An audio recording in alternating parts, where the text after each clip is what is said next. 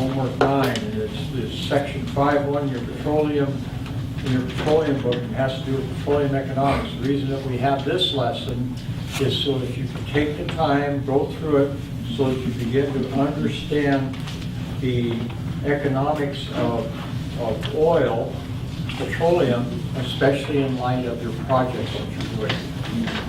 Okay, this will teach you a lot about that. That'll be up here.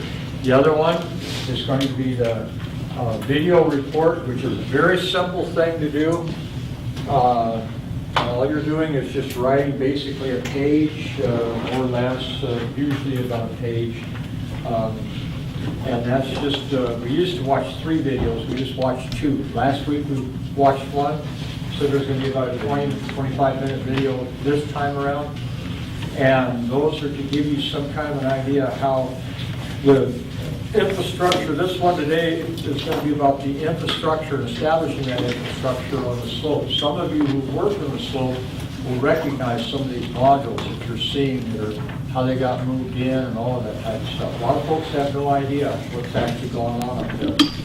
Unless you've ever seen modules being moved around, it can be most amazing watching a 10-story building being moved like that. I've also got some handouts. I'm going to go ahead and pass these around. This was in the paper just yesterday, day before yesterday. Lots of oil remains on the North Slope. Nice long article. So I thought, you know what, this would be really encouraging for all those in the oil and gas class who hear terrible stories about how oil is going away. Okay? So make sure that gets passed out. So I'll have Cox, let you go ahead and make sure everybody gets those. And let me have one of those. And Mr. Penman. And remember, I go ahead and pass some stuff out. This stuff. There you go.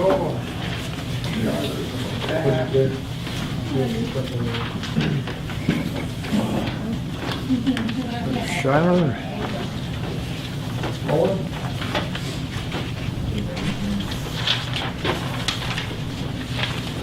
Jared. You like my red comments? Tyler.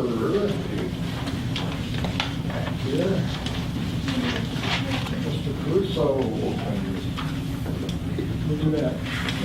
Oh, really? Put it over there. You sit over here. Yeah. Well, I'm a creature of habit, aren't I? That's, there you go. Brandon? I don't see Steve Mesa today. Oh, Matt, where'd you go? Back there.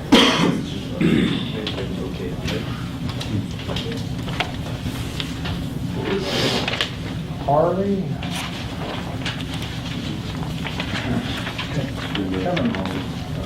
Are you early today? I am early. How'd you do that? Skipping class. Mitchell, where's Mitchell? I don't see Mitchell today. Jeremy. Did that.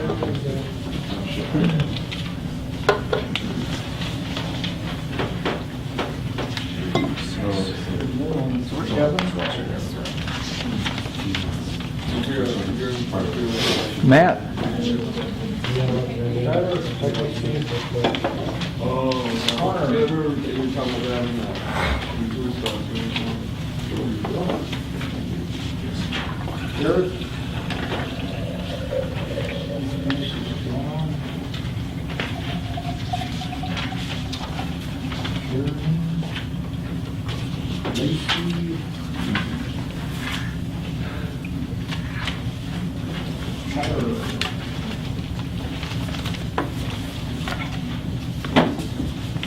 That is a, see my submersible.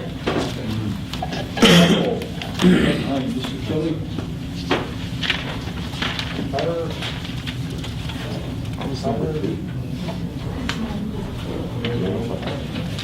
Oh, it's the number 2 one. Plant telling us.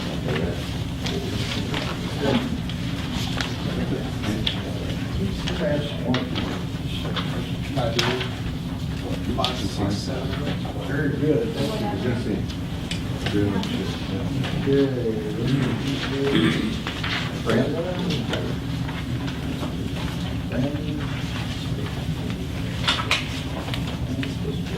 Sean, you getting nervous? Hey, Brad. How come I don't have one? You're as long as that. Mitchell, Stephen, Stephen, TJ, everyone, yeah, okay. Any homework that you have that you want to get rid of, I will collect homework, pass all this plate off, pick it up. If you have any kind of, just loot it, you can even be for this class. And if you have for other classes, I'll take those. On homework number 3, I say it's grade.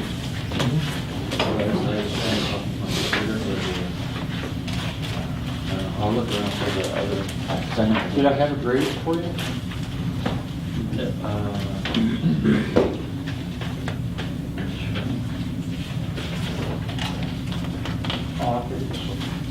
I'll look around those, I might have it. Okay, yeah, I'll hold on to that. Okay. And I'll check Blackboard to make sure. What they do is the staples get hung up, sometimes I lose them.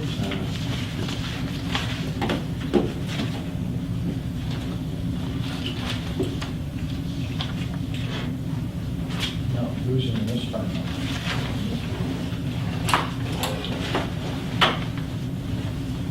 Anyway, in this article, Mr. Bradner, who is quite an expert on the economy in the state, is just talking about how the fact that there's lots of different things going on the slope, talking about different fields, different things of that nature. So Gates is this oil and gas class. I thought that would be something interesting for you to see. Now, I know firsthand from my son-in-law, who is heading up a lot of projects now for BP as the operator rep. He said they're spending as much money as he's ever seen them spend up there on projects, because they're really starting to go after been a lot of restructuring, and now they're really starting to go after things that they had put on the back burner for a long time. A lot of activity, a lot of things. He said, next thing that's going to happen, this was his opinion, this is not a guarantee, but he said the next thing that's going to happen is we're going to have to hire a lot of people because we're adding a lot of work. Looks like the amount of fines they have are inversely proportionate to the taxation rate. Yeah, something along that line. So, anyway, things are looking very positive, so I'm hoping that it continues. And it's not just up north, it's also around here, also Swanson River, out on the west side, in the inlet itself. You guys are in a good place to be getting ready to work. What do you think is going to happen about that, the vote that's coming up in October? What's that again? About the taxing? You know, Oh, you mean voting on that thing? Yeah, whether. Are you asking my opinion? Yeah, whether it'll go or Whether it'll go or not, I don't know. I don't have a good feel either way on that. I know why some folks would like to see it fail, because then the tax rate would be nice and high. But I do know from a worldwide perspective that our taxes are some of the highest in the entire world as far as the oil and gas industry, specifically here in the state of Alaska.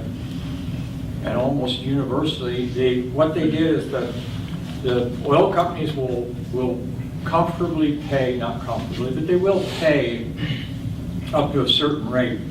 And when they get up to that certain rate coming off of their profits, then when they see a tax situation, a structure that as they increase their profits, the rate gets a lot higher and they begin losing profits, they go, you know, it would be wiser for us to take our money somewhere else where we can have a bit more return than what we have.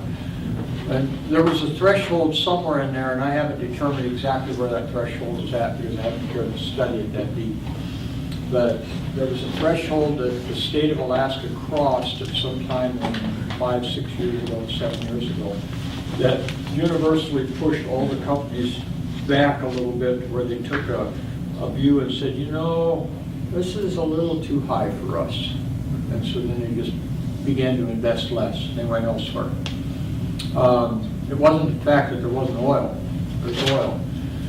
So bringing that back down, and then this vote coming up will prove whether or not that is a long-term change, will change the aspect of whether they're going to invest. Alaska gets treated like a third world nation by oil companies. And a lot of times it's well-deserved because we act like one. We do things that we shouldn't really do. You can't just rob the golden goose. They would have paid a pretty good tax rate and agreed to that. But like I said, somewhere we went over a threshold, so they notched it down. Now, you could take in perspective Alberta, North Dakota, two good examples. They're oil booming areas.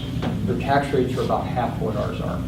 So they've taken a different approach, kind of like the steel industry about 115 years, well, not 115, about 110 years ago. Instead of having really high prices with very little steel, being used, a lot of wood being used, they came in with a new way of looking at it. What if we dramatically drop the price, but we make the same amount of profit by volume? Then a lot of people will be wanting to use steel. They'll find uses for it. And U.S. Steel was born out of that thinking, along with going ahead. Carnegie was getting ready to sell, but U.S. Steel took a whole new approach.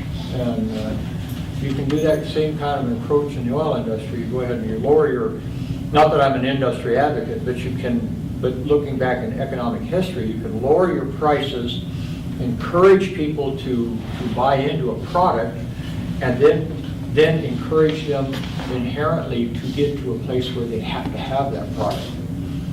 And because now they're bought into it. Well, once they're bought into it, then you can go ahead and raise things back up a little bit where you don't leave anything on the table, but you don't cross that threshold of economic reluctance, if you will. Okay. And so that's, this isn't an economics class, but that's a good way of looking at what's happening. So right now, I don't know whether it's going to pass or not. There's a lot of people that don't like oil companies, well-deserved. There's a lot of people that would like to make sure that the state has plenty of money coming in, probably needed. There's a lot of people that would like to see the oil industry and other industries really begin to move in this state. Number one, there'd be jobs, that's money being spent. There would be a lot of activity, a lot of money coming in. So those are things that need to take place.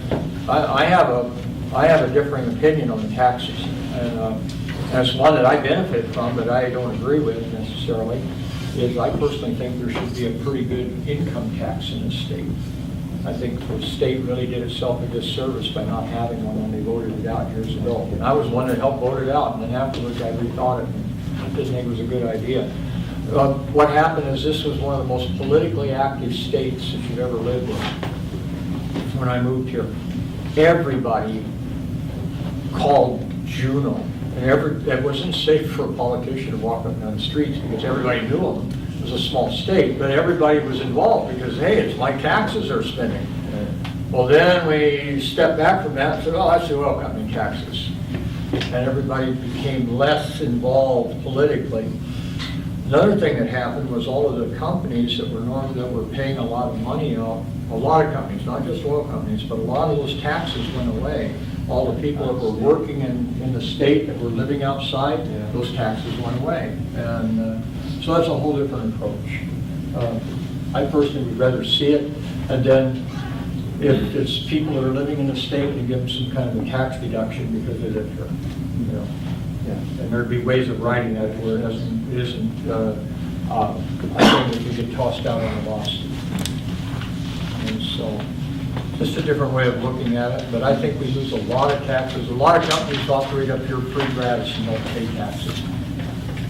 And it's not good being a sole state just on one industry. Louisiana's finding that out the hard way. They've been an oil state for a long time, and that's all they got. It's not a healthy thing. Did I answer your question? Yeah.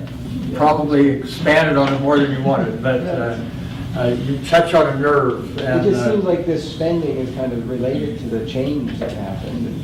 It At is. least partially. Yeah, and there'll be more. If it's assured that it's going to stay, if it's assured. You didn't ask me how I was going to vote. I probably won't tell you. Yeah, I was gonna say, But you probably have a good idea. So that's just my viewpoint on it. I agree on taxing the people that make the money, but I don't like just giving a lot of things away for free. And I don't want to push it so far that, all of you in here right now, if gas prices went up to $15 a gallon, would you decide you probably don't want to spend as much money on gas? You would drive less. Yeah. Or you would be carpooling, and what would happen is, yeah, it'd get $15 a gallon, but there's a lot less miles being driven, and actually companies' profits would fall because they don't have as much volume. And so that's just, if you really want to get a good grasp of all that, go down and talk to the guy that's a co-chair with me, Tom Dowry. Be prepared to listen for a long time. He's got a lot of opinions on that one. He will talk you later on that. But that's proven history. If it's too high a price, there's a place where people will stop spending money if the price is too high. They just won't do it. And you can't, it doesn't matter how good the quality is or how much they need it, they just won't, they'll get by without it if the price is too high. And right now, the oil companies have a lot of alternatives as far as places that they can go. They don't have to be in Alaska. There's a lot of places overseas and a lot of places in the States and Canada that are, come here and invest. So we're really in competition now. It's not like we're the only game player. We're actually in competition with other fields. This is about the infrastructure of Prudhoe Bay. Now, we talked about the pipeline, but then there were a lot of things going on during the pipeline that you also need to know about, and this is one of them. And this is on the film. Alaska's north slope remains an icy desert, receiving less than 6 inches of moisture. Then, in summer, the Arctic bursts briefly into life, bringing migrating caribou back to their traditional camping grounds. Once, this vast land belonged to the wild animals. Today, there is still room for the caribou to graze peacefully in a largely unspoiled environment.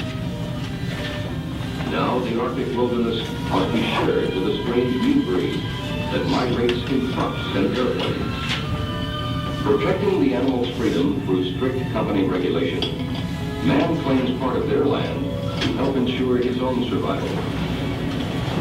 Since the first discovery of oil in 1968, Atlantic Richfield Company's operating area at Prudhoe Bay has been the scene of an ongoing adventure.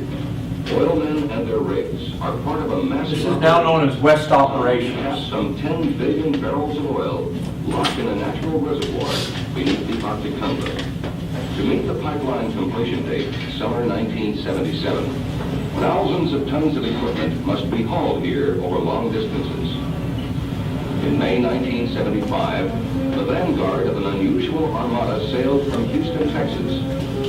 There were no fanfares, no banners. Its journey would take it through the Panama Canal, around Mexico, up the west coast, to a special port facility on Puget Sound. Here in Seattle-Tacoma, a major industrial complex was being constructed for transport to Prudhoe Bay. In view of snow-clad mountains, workmen struggle against time and the blandishments of balmy weather to assemble the components of immense oil and gas processing facilities. Built in interlocking sections called modules, each unit will be self-contained, a fully equipped flow station, or gas injection plant, or fuel processing system.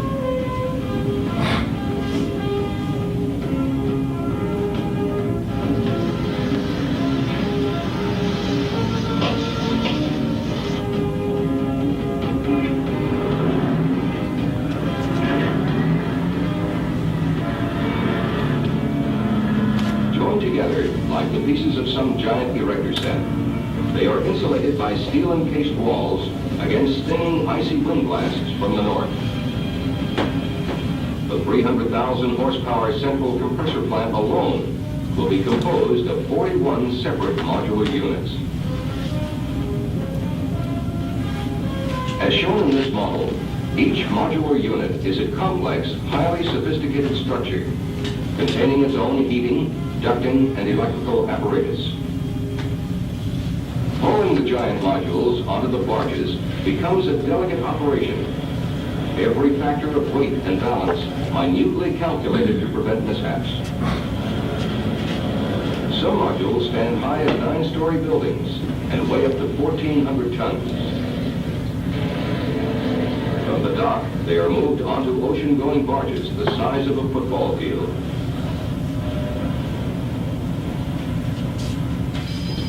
All in all, it will take a month to load 30 barges with modules and equipment. 40,000 tons of cargo will be shipped to Prudhoe Bay this summer. Instruments, housing units, earth-moving equipment, trucks, crawlers. No space is wasted.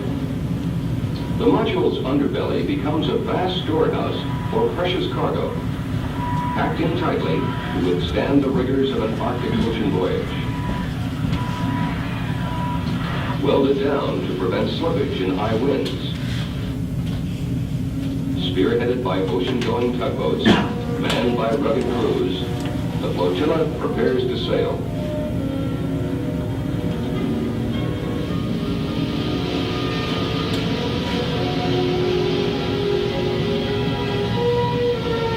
Timing is critical. The barges must reach a point southwest of Barrow no later than the end of July. Only then does the Arctic ice pack move offshore sufficiently to allow normal passage of sea traffic to the North Slope. But even as they depart from Seattle-Tacoma, there are premonitions that trouble lies ahead. Observers report ice conditions are the worst in 22 years, some say since 1898. As the unorthodox convoy leaves the harbor, the assembly yards, which at their peak employed over 2,000 workmen, sit silent and empty, as if frozen in time.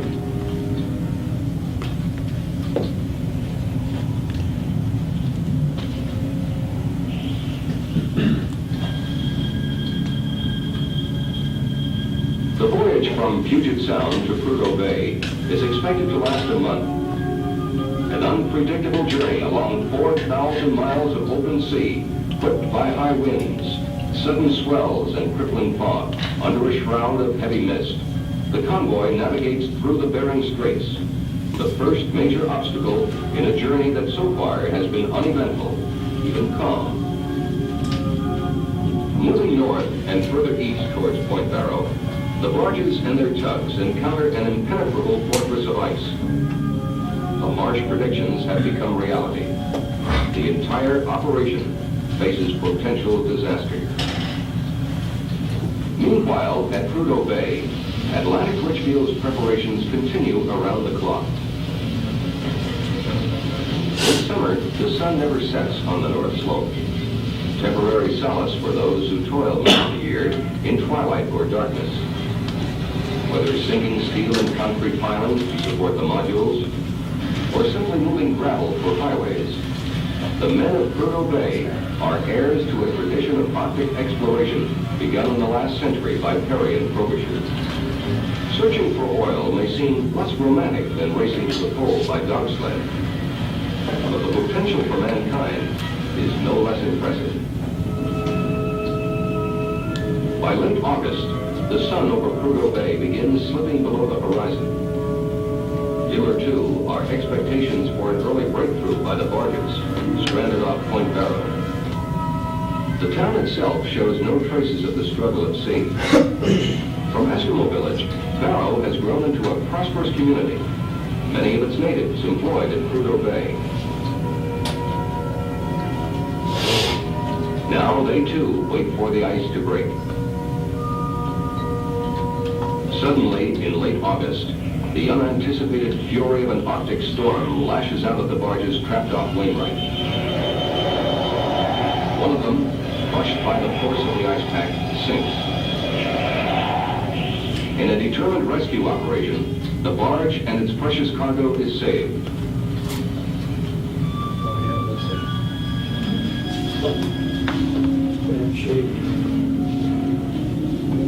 Miraculously, in early September, the ice pack loosens its grip on the captive fleet. 10 barges make a 180-mile run to Prudhoe Bay. 17 others remain stalled in ice off Wainwright. The remainder turns south to offload their cargo for overland transportation to Prudhoe Bay. A mile and a half offshore, heavy cargo is transferred from deep draft ocean barges to lightering vessels, barges designed for docking in shallow water.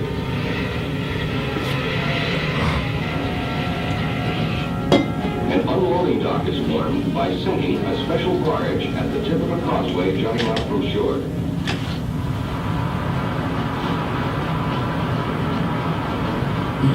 Barge 415, pumped with water for 24 hours, becomes a permanent fixture of Prudhoe's West Dock. Along the 4,000-foot causeway, the modules will be moved. Atlantic Richfield officials have anxiously waited more than 2 months for their arrival.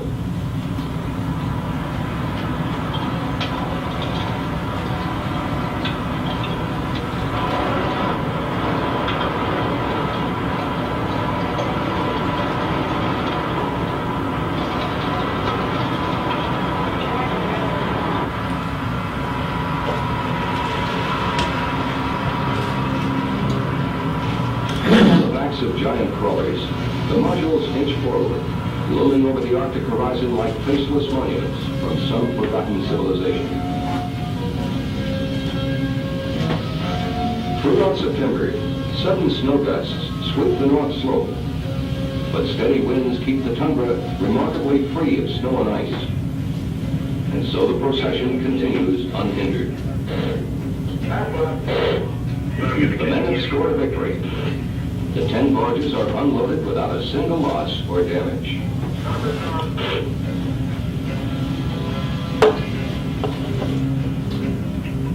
In their exhilaration, the plight of the icebound fleet left behind is momentarily forgotten. Yeah, can you hold her down to the east a little more and hold that corner, hold the corner of this module, okay?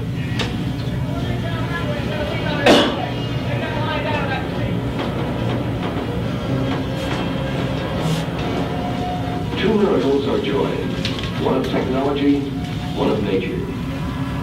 Modules move along gravel roads laid down to protect the tundra, a thin, delicate blanket of lichens and moss, covering a 2,000-foot deep layer of permanent ice called permafrost.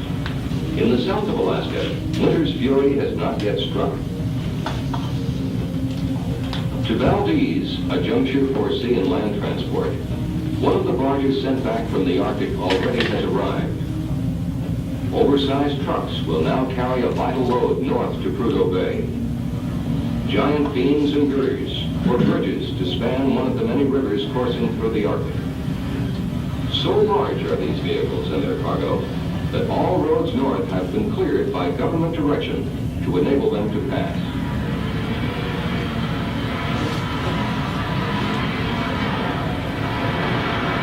When all seem lost, nature suddenly releases her hold on the block vessels. Led by Coast Guard icebreakers, moving like flagships triumphant in battle, the 17-barge fleet sails through fresh channels toward Prudhoe Bay.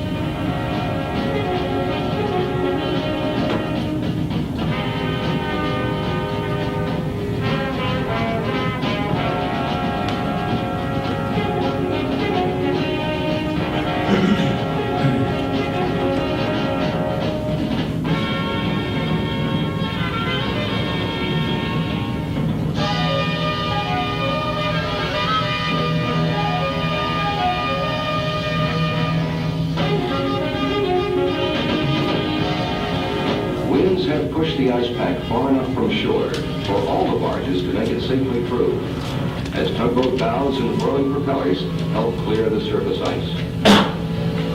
Maneuvered into favorable unloading positions by the skillful tugboat skippers and their crews, the barges must be offloaded soon after arrival, a race against the impending threat of winter.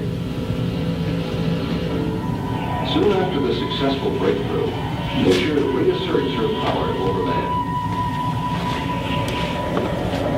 As a storm rages, the barges still at sea become entombed in clutching ice.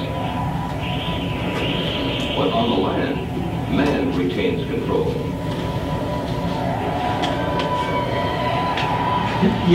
Temperatures fall rapidly and wind velocity increases. The movement of the modules to their final destination continues. Shrouded in protective canvas, they are carried by the giant crawlers to the oil facility site.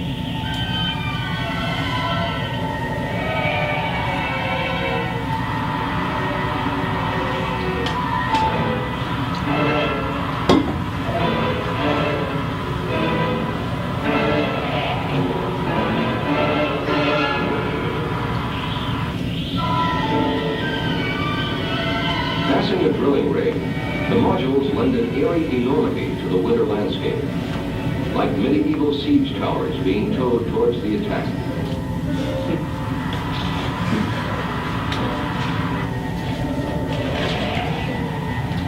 Night falls early. Soon there will be no daylight at all. But there can be no let-up in setting up the modules. They are the heartbeat of an operation which, if completed, will help send 2 million barrels a day flowing to what Alaskans call the lower 48. In the near future, Prudhoe Bay, the largest reservoir yet discovered on the North American continent, will provide nearly 10% of the oil consumed in the United States.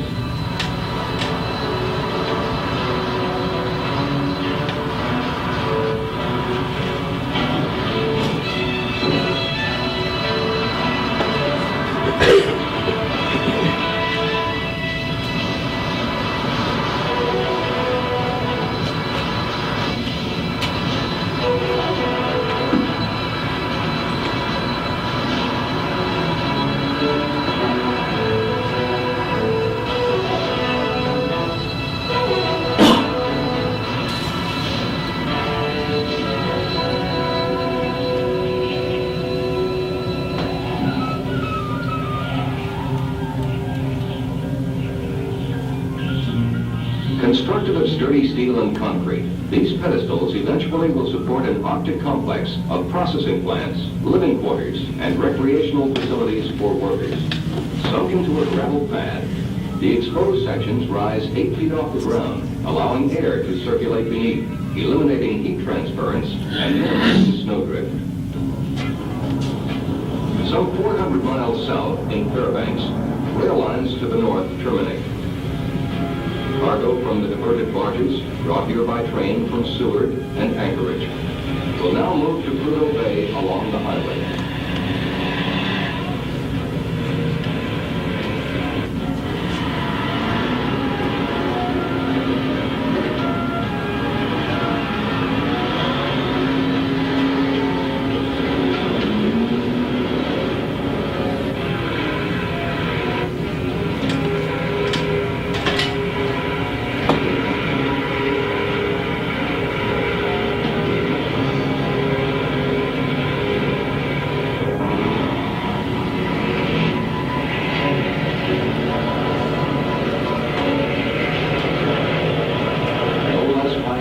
Than their forebears, the truckers of the far north must challenge one of the world's most hostile environments.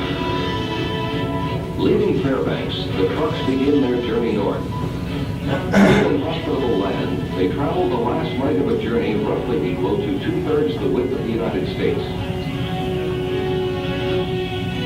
They cross mountain passes that rise to 8,000 feet on wind-battered highways that, with scant warning, can be clipped by winter storms. Reaching the Dietrich Pass in the Brooks Range, the truckers come to one of the great natural barriers to the Northland.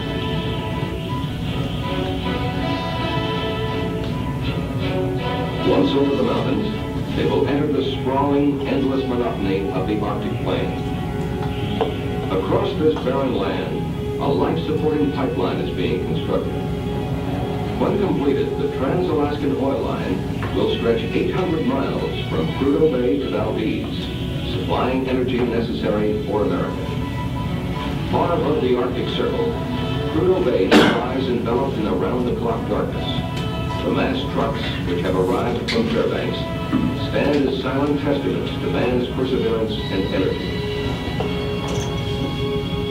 All the equipment transferred from the barges has made it through to ensure a bustling on-schedule winter at Prudhoe Bay, and to provide a wide choice of unexpected nesting berths for a year-round resident.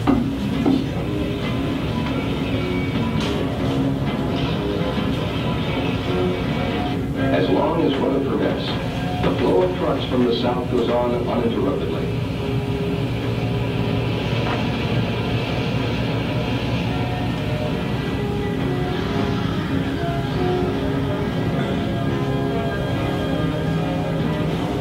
And throughout the endless night of winter, the Arctic landscape is transformed by ghostly figures of men and machines.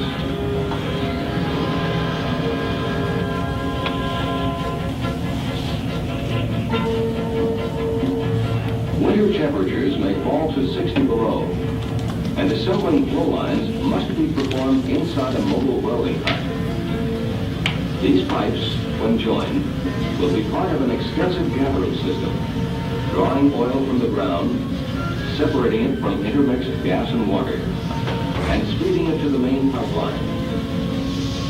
Welded together, these 34-inch steel sections are eased through a window to meet the other parts of the line.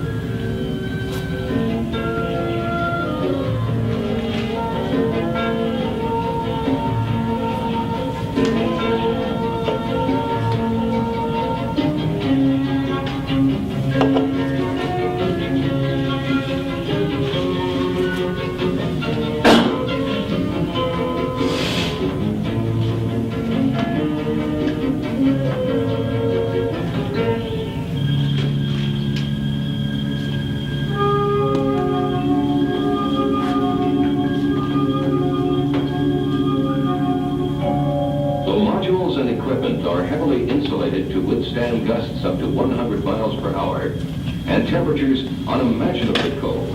Officials are taking no chances.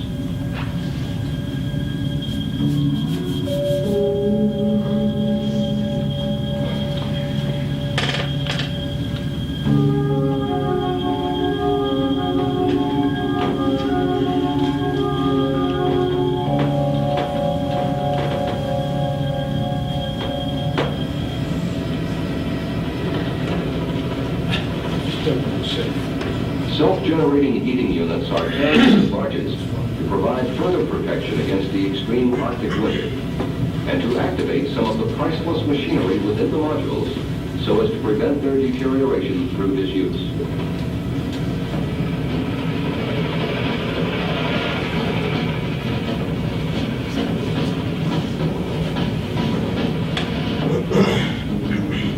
Trapped off Prudhoe, helpless in unmoving ice 6 feet thick, the barges must wait until the spring, when nature's cycle repeats its timeless pattern and the ice begins to break. Until then, there is nothing man can do to free the vessels. To move equipment from barges hemmed in by ice, powerful cutting machines are put into operation to clear a path through the ice for a gravel causeway which will extend nearly a mile out to sea. Constructing the causeway required special permission from the state of Alaska and the U.S. Corps of Engineers.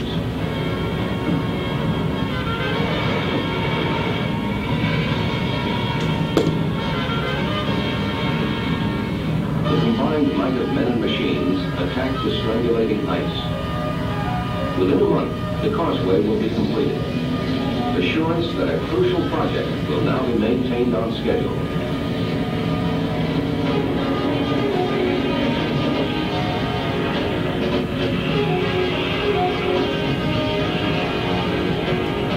Pitting himself against nature, beaten the odds.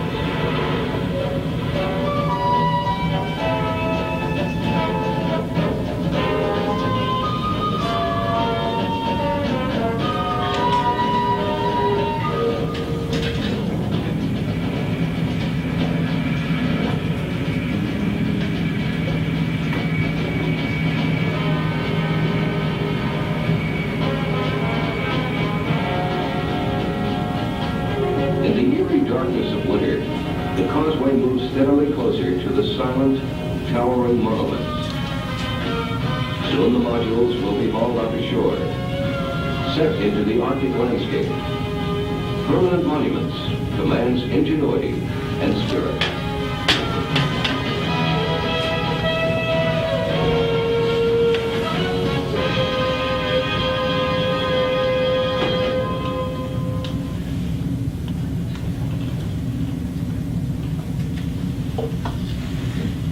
That was all going on at the same time the pipeline was being built. So you had that project that we saw last week with thousands and thousands of individuals working on the pipeline, but that was just the main line. You had all the gathering lines that all needed to be constructed, all the tankage that needed to be constructed, all of the modules that needed to be brought in for the process the oil, and then everything put together so that when the pipeline was done, then you could go ahead and start using the pipeline.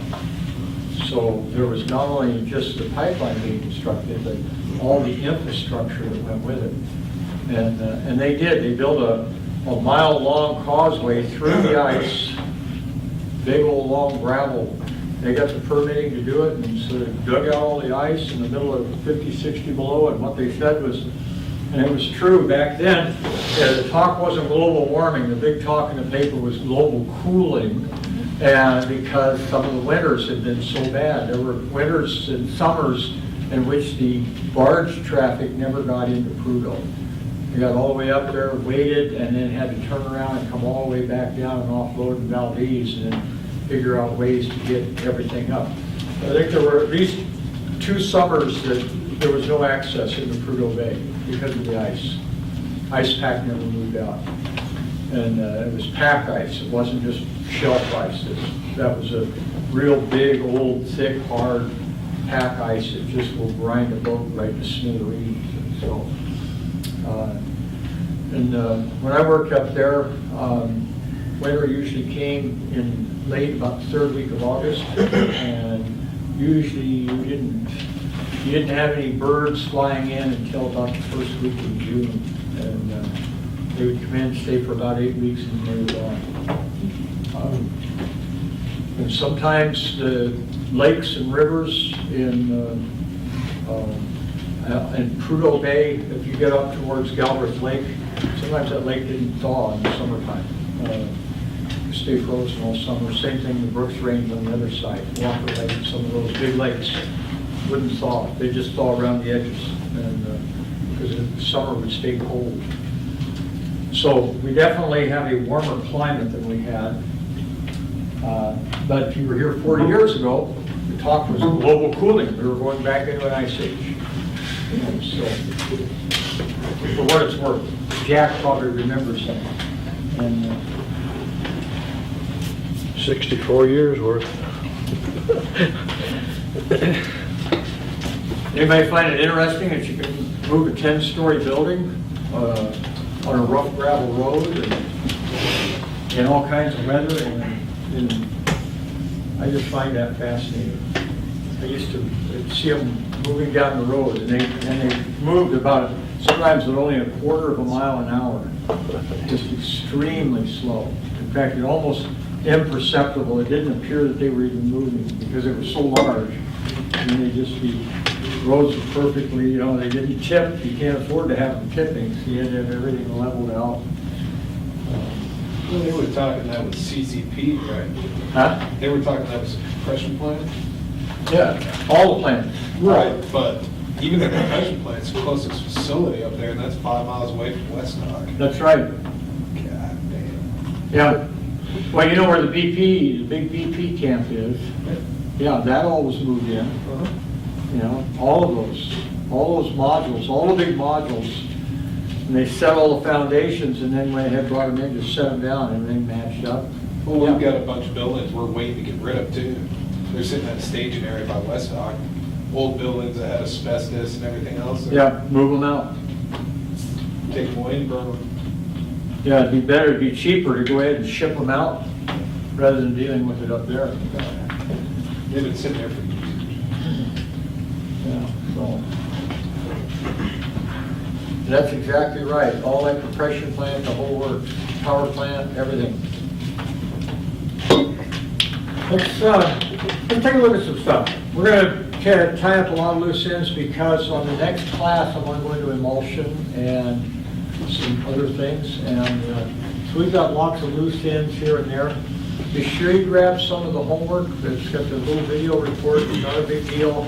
But I just want you to be able to express your opinions and views and everything what you saw there. I wanted to make sure that you saw that and kind of understood what you were looking at. The economic one is what it is, and then let's see. Let's take a look at right here. Go ahead and catch up. On production, there was a couple things that we did not cover on production. We didn't cover gas lifting here, I don't believe, yet in this class. You get it, some of you at my other classes, and you get gas lift and a lot of other classes. But I don't recall that we covered gas lift in there. Okay. And I don't go into it real deep. It's more of just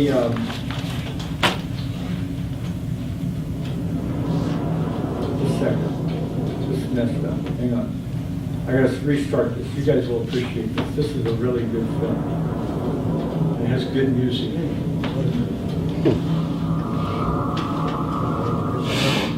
You guys didn't think the oil business would be interesting.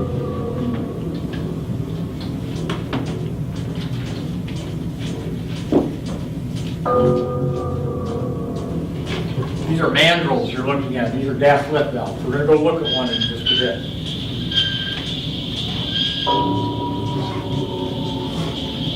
Oil field form. Gas coming down the annulus. The end of the gas lift valve. Whole sole purpose, we'll cover this in just a minute. Now we've had pumps, gas injection, water flood, pressuring up the formation, different things. This is a completely different thing.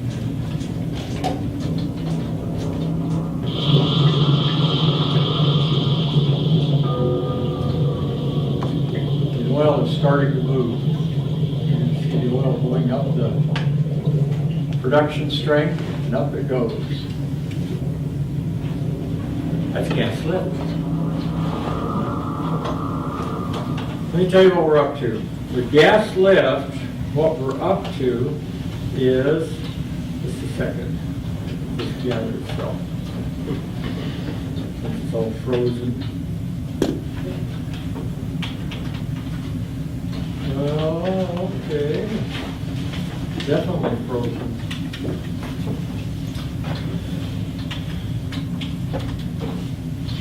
Completely frozen.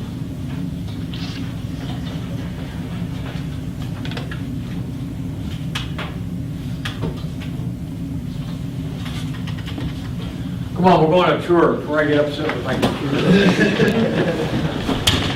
Your engineer, your production engineer, would take and determine where these need to go in your production line. So that means that you would pull it, you're going to go ahead and put in a gas lift system. You're going to have anywhere from, we'll say 3 or 4 to as many as 7 or 8 or 9 of these things in your production string. Okay? And so, if you notice, it's called a mandrel because what it does is it will be a side pocket mandrel, which means that there's a side pocket where your flow can flow up unrestricted, but you can put your valve in there so that it doesn't, that you can still go ahead and operate the valve. Now, the whole purpose in gas lift is completely different than what you have in a formation. And we look at formation pressure where we inject gas pressure up the formation to help push the oil up the production string. Then we looked at water flood, and I call it hurling the oil because it's nice and heavy, and we can push that oil, and we can also pressure up the formation. We can put pumps down in the well. We can have all kinds of pumps to remove the oil. This doesn't do any of that. What we do here is we inject gas into the production line, and what we're doing is we are reducing the specific gravity of the fluid that is in this production line so that it's not as heavy. For example, if I have let's see, off the top of my head, if I have a 10,000 foot well, and say I've got water would be at 0.433 pounds per foot on a 10,000 foot well, I have 4,333 pounds. Okay, we'll say 4,300 pounds of head pressure or back pressure down to where I'm producing. That means that if I'm going to have a free-flowing well, I have to have more than that. If I'm just using water, I have to have more than that 4,300 pounds. You all agree? Okay. So if I could take, say my pressure's dropped down to 3,000, it's not going to free flow. But if I can reduce the specific gravity inside here down to say 0.3, I'd have about a third of that pressure. I'd only have a third of it. I'd reduce 2/3 of it. So then what's going to take place, what I'm going to do is go from that 4,300 down to about, say, 1,700. And I've only got 1,700 pounds of back pressure. Now I've got 1,500 pounds of upward pressure, and I can go ahead and produce. All I had to do was just inject gas, like we just saw in the production string. So I'm reducing the back pressure. How I do that is, this is my mandrel, or this is my annulus. In other words, my casing. It isn't going to be that big. It's just going to be my casing. And what I'm going to do is I'm going to inject gas into that annulus, and it's going to come down here, and when it comes down to a certain spot, it's going to come through the slots into my gas lift valve right here, which is going to be in a side pocket mandrel. Gas lift valves. This is what they look like. They're preloaded with nitrogen to set the pressure so that they'll open and close at a certain pressure. And so they're all going to be open, and as the pressure increases, I will go ahead and pump this in, and as we have pressure coming down here, they will reach a place where they will close. Preloaded according to what the reservoir or production engineer determines.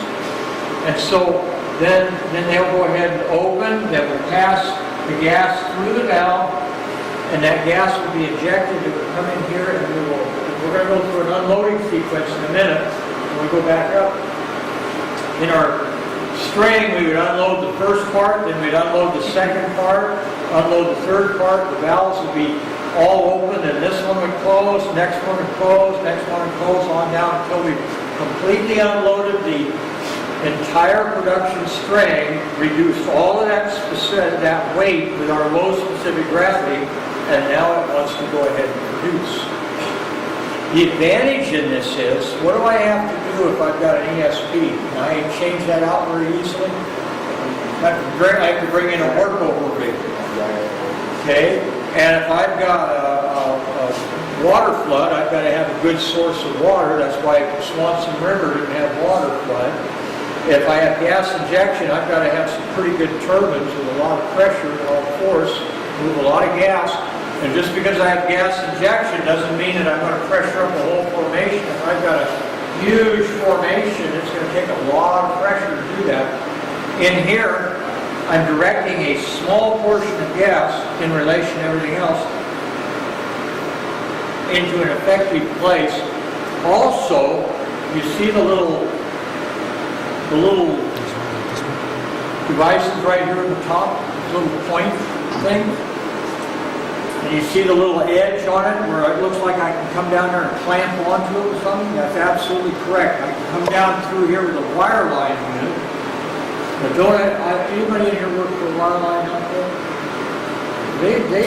They see in the dark, I tell you, because they go, I go, how do you guys get hooked onto that thing? Oh, it's easy. You just drop down, then you get to the right footage, then you hit the tool like this, it kicks over, drops down, hooks on, then you just pull right back up.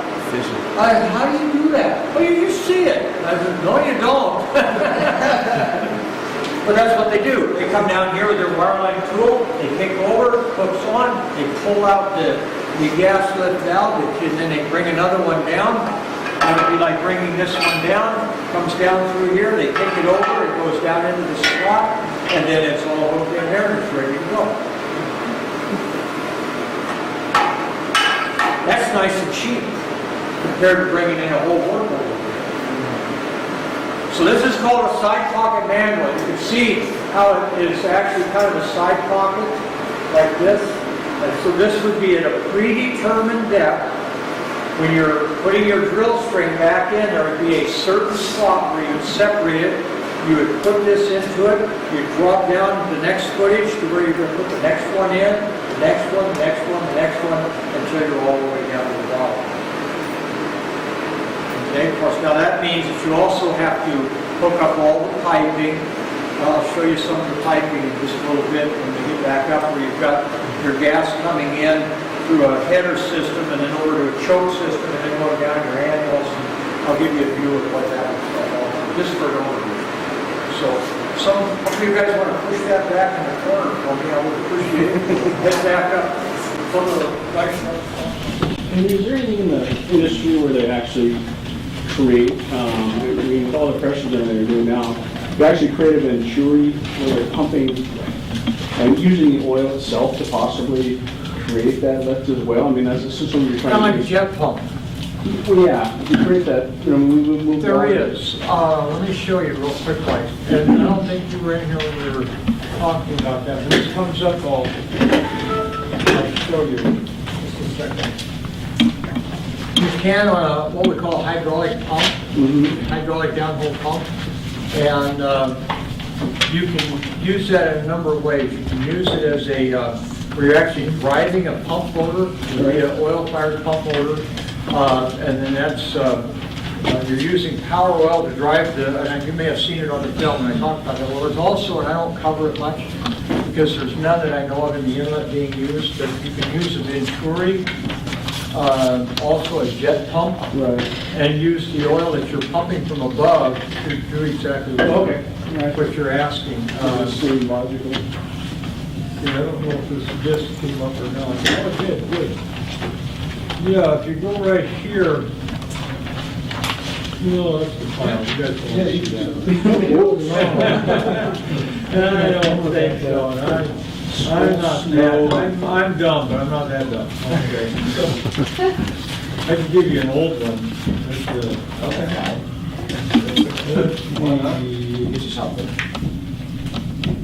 Let's go back here to.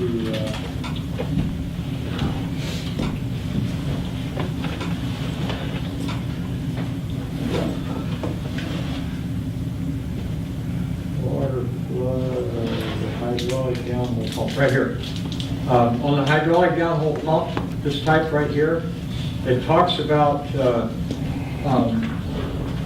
where you can have this power oil up here that's actually powering the pump, but these can also be jet piston or turbine. Okay. And so a jet pump is exactly like these old little shallow well jet pumps that they had for water wells, which is just a venturi, that's all it is. Venturi system. So yes, you were thinking correctly there, Mr. Kelly. So, but that requires, and these are very economical actually, and they're very handy because you don't have to have a rig come in to work them, you can do it yourself. But it requires a high pressure pump up above. And that's normally, I'll give you an example of what I'm talking about for size. We ran two different size Waukeshas to drive our triplex pumps. We ran 1135s and we ran 1205s. And that's total, so those were pretty good sized motors, bigger than what you would find in a truck. They were standing engines that you'd go ahead and use to drive it. We ran them off of natural gas that was coming out of the well. Let's go back and look at our gas lift. I'm going to show you a gas lift unloading sequence just so that you can get some kind of idea.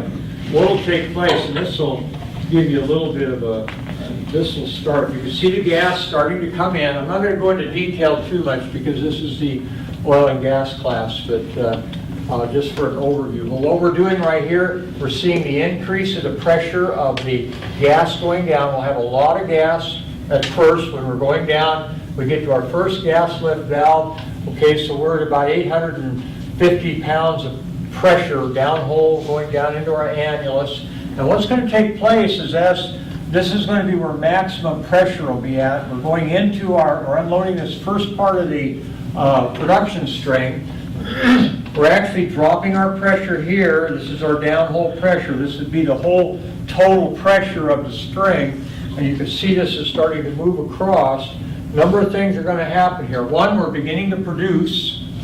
Okay, we've got gas coming in, and now our gas pressure, where we did have maximum pressure, we're actually starting to reduce it, partially because we've got less back pressure. We're also decreasing the overall pressure of the weight of our column right here. And what we're going to do is begin to move over. Now, I will show you something. When you take a look at your valve state, you get down to here, instead of them all being open, the top one's now closed. And so this should pick up and begin to operate again. And so what will happen is these valves will begin to cycle as you are coming down and you're going through your unloading sequence and they will be just like what you see here, spaced differently as you go, because you've got enough volume of gas coming in here that you can unload this portion, then you'll have a smaller portion because now you've got this portion plus all this extra weight here until you get all the way down to the bottom. This is going to be your packer that's going to isolate your annulus and your reservoir and your production string. So this becomes like its own separate vessel within the overall casing structure because of the packing. We're just about down to the bottom. Now, we've reduced the pressure that we were driving with the injection gas. We're down below 800 pounds. We're going to actually be down somewhere probably close to about 750, something like that, overall. And then we are going to be clear down to about 600 pounds of weight here, as far versus 2,600 when we were starting over here, which means we've gained 2,000 pounds of upward force. So that would mean that if my reservoir had been, if I had 2,600 PSI pushing down and my reservoir was only at 2,000 and I just gained 2,000, I am definitely now producing oil, and I didn't even have to do anything else except just go right here. Now, Prudhoe Bay, what they do, and they started this almost immediately. They started water flood to essentially help push the oil in the right direction, pressure the formation, but also, as I say, herd, but it's actually to kind of move the oil where it needs to go. That's in a three-dimensional manner now. And that is to try to consolidate that oil so that you don't lose any pockets. Isolated pockets, we call that stranded oil. Okay? Then they also started, because there was so much gas, they started gas injection. That's twofold. If you burn it in a flare, where does it go? Okay? You burn it in a flare and it just goes away. So what they did is they said, okay, we want to save all that gas, because this is over 30 years ago this started. 35 years ago, is if we save the gas, there will be a day in the future where we will be able to produce that gas. And so that's what they're looking at now. Is, hey, we can sell gas, we can produce it, we've used it to produce oil, now we can produce gas, and so that gas is been in the bank for over 30 years. Now it's going to be produced. And so then, so you've got, I was on a roll somewhere, I don't remember where I was going. I know I was going somewhere with it. So we've got lots of gas, we can go ahead and produce the gas. Oh, I know what it was, Prudhoe. So they started water flood, gas injection, and then they started gas lift. Now, between the three, you're moving the oil so that it's consolidating around your suction points. Think suction in reverse, okay? Not suction going down, your suction going up. It's like a hole in the formation, only it's going up. And then we're pressuring the formation and keeping it pressured up so that it is always got a pressure and it's wanting to push that oil. And then to facilitate that oil being produced, we're putting gas lift in there so that it will also produce with very little head pressure. You want it to free flow as long as you possibly can. Now, there's one, let's see, let me think if there's anything else on gas lift that I want to show you. I think that's all on gas lift. So that just gives you some idea. And you're doing gas lift, and you're going to be doing that off using, when you're using these big frame 5 compressors, systems like you see here driven off of gas turbines, they are doing a twofold thing. One is the gas is going to gas injection, it's also going to gas lift. So it's being parted out in 2 different directions. I will show you something. I don't normally do this with the oil and gas class, but since you guys are so curious, I will go ahead and show you. As long as my computer doesn't hang up again. So right here in the operation, some of you, Tyler was in here this morning, so he's already seen this.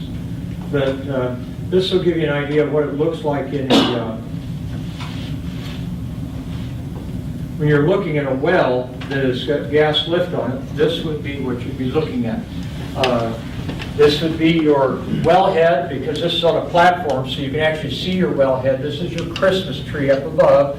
This is your surface safety valve right here. This is your production wing.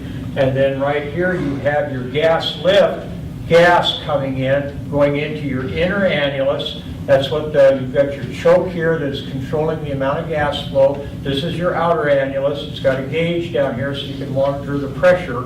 And then so you've got your wellhead, outer annulus. They've only got one outer annulus, inner annulus, and then you've got your Christmas tree up above. And then up here would be your swab valve, and then on up above there would be some sort of a gauge connection, so I can come down here and I can switch my manifold around to use this gauge to read all the different points that I want to read.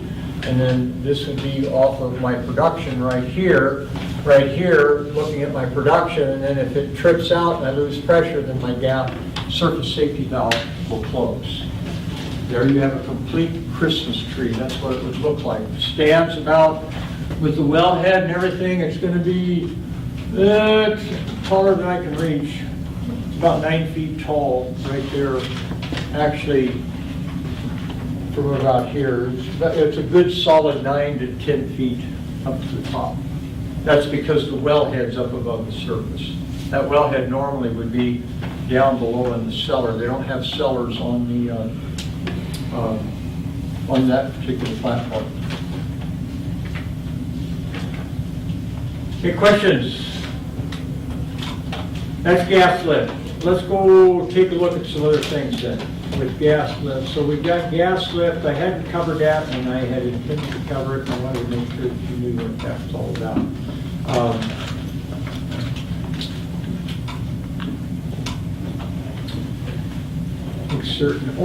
I do want to take you to another spot. So we've got primary production would be free flowing. We just open the valve and it flows. Secondary recovery is going to be water flood. You should be able to name all these. Water flood, gas injection, gas lift, or multiple types of pumps. Rod pumps, hydraulic pumps, electrical submersible pumps, things of that nature. That's all secondary. Tertiary, third, we're going to look at that in just a minute. And that is going to be your water flood CO2, or what we call miscible injection. Miscible injection. Now, Prudhoe Bay has gone to miscible injection, and they've actually gained an enormous amount of oil. Miscible injection is M-I-S-C-I-B-L-E. You guys want to write that out? You know what, it might be, I may not have to write it. Hang on just a second. It might actually be on my,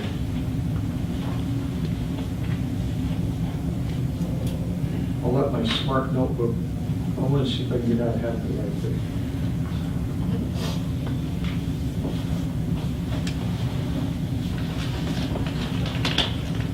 It might come up miscible injection.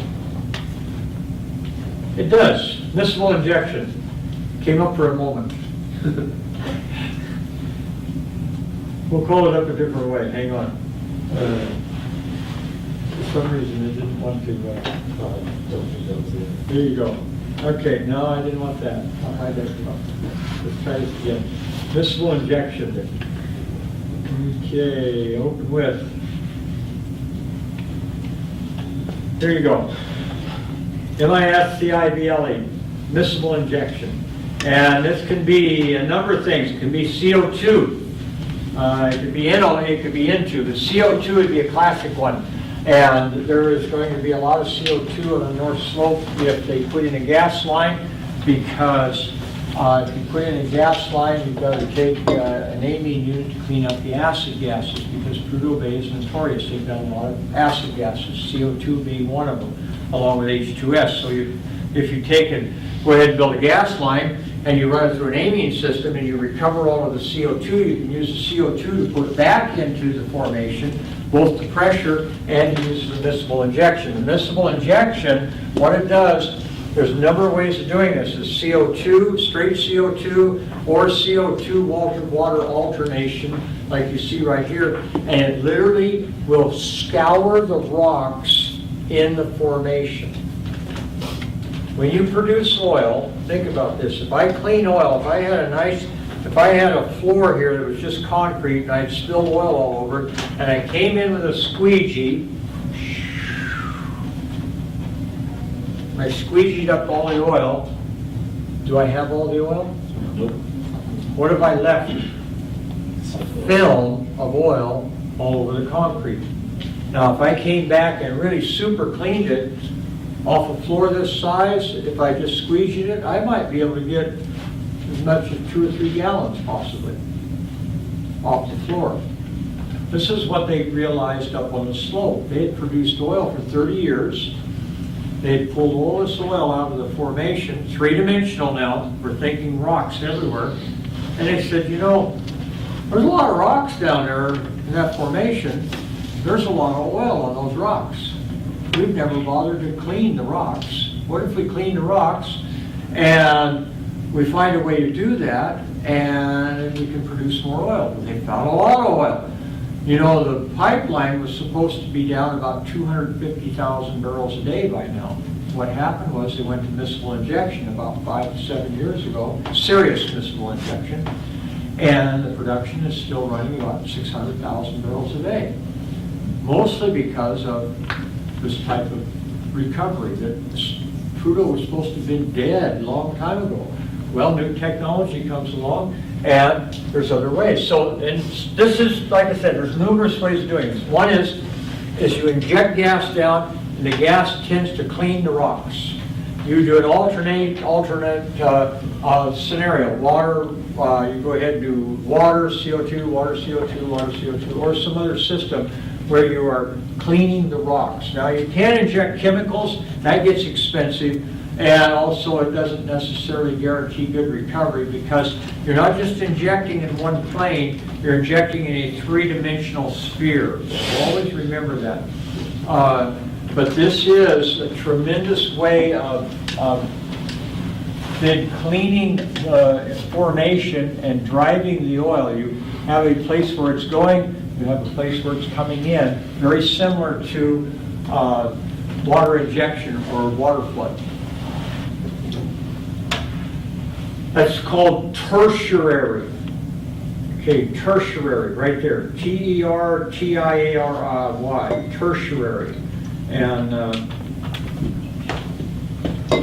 so I think that what we will do is probably go on to, I'm going to give you another overview of things. Not all production facilities look the same. What time is it? Let's take a 5-minute break. I need a cup of coffee. Unless you guys want to keep going, you know, like, no. Okay, let's take a look at just an overview, because some of you have never been in the field before. There's lots of different ways of having your well pads set up, Christmas trees, etc. like that. So what we're going to do is we're going to look at Marathon, which is now Hillcourt. Then we're going to look at up on the north slope. We'll look at some pads, the way they laid things out up there. Look at Swanson River, and then we'll probably go into a few more details. So this is Marathon. Marathon's a little different. This is the gas field right down here at K Beach, mile 11 on the K Beach Road. And any of you that have ever been in farming, those look like granaries. And you know what they are? They're actually granaries. They're actually little silos. The company that builds those, that's what they build them for. What they did is they adopted them. They completely insulated them with urethane foam. They put electric heaters in them. And on the inside, you have a Christmas tree. Now, let's think about this for a moment. It means that you guys are good oil and gas field hands now. Okay? This is Swanson River. This is actually on the 10th of October here about 5 years ago. And we were out doing a tour. I think this might have been an oil and gas class, or it might have been an operations class. That might have been 6 years ago.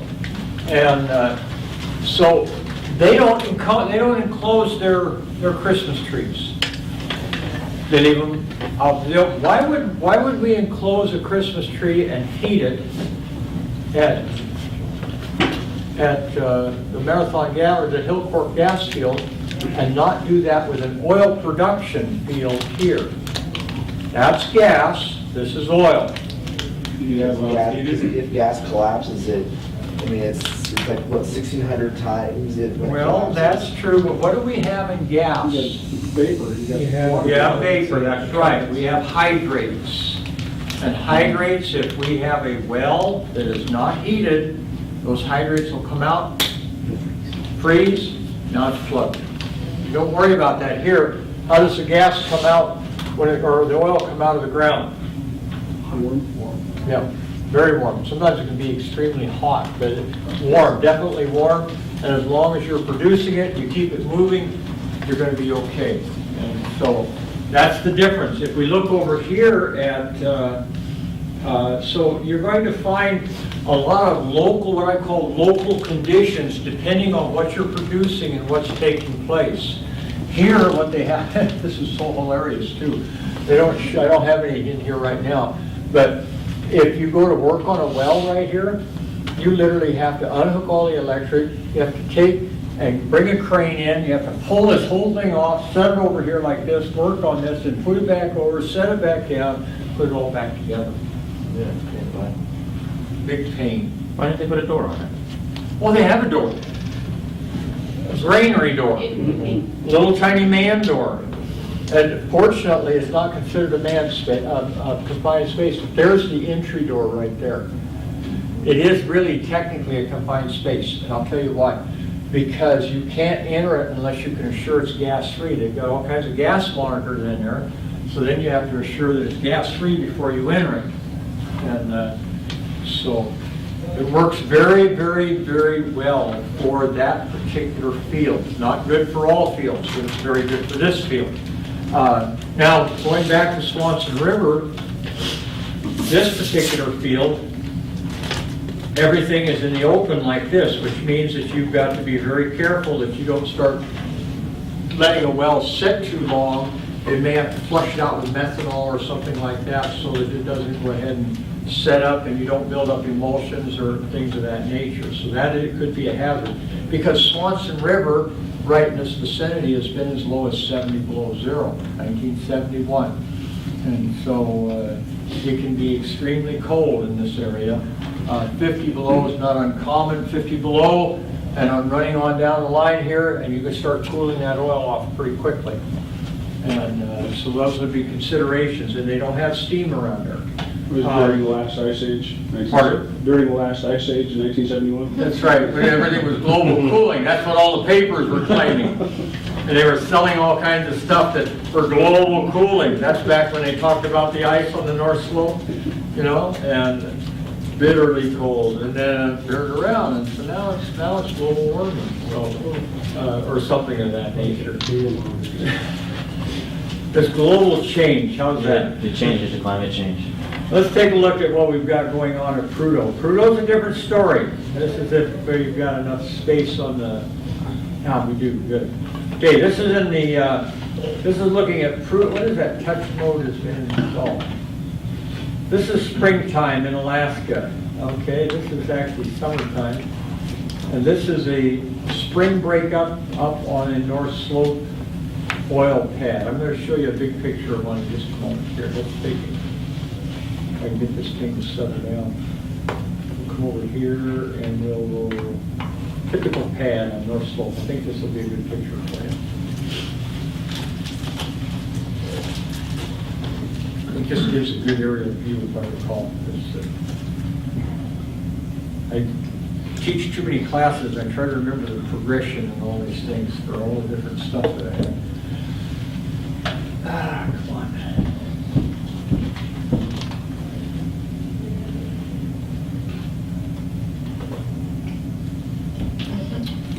We need some, what is that music? Microsoft Word, come on down.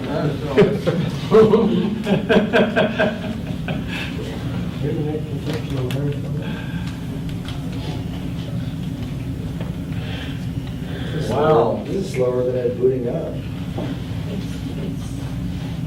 Well, it says it's processing.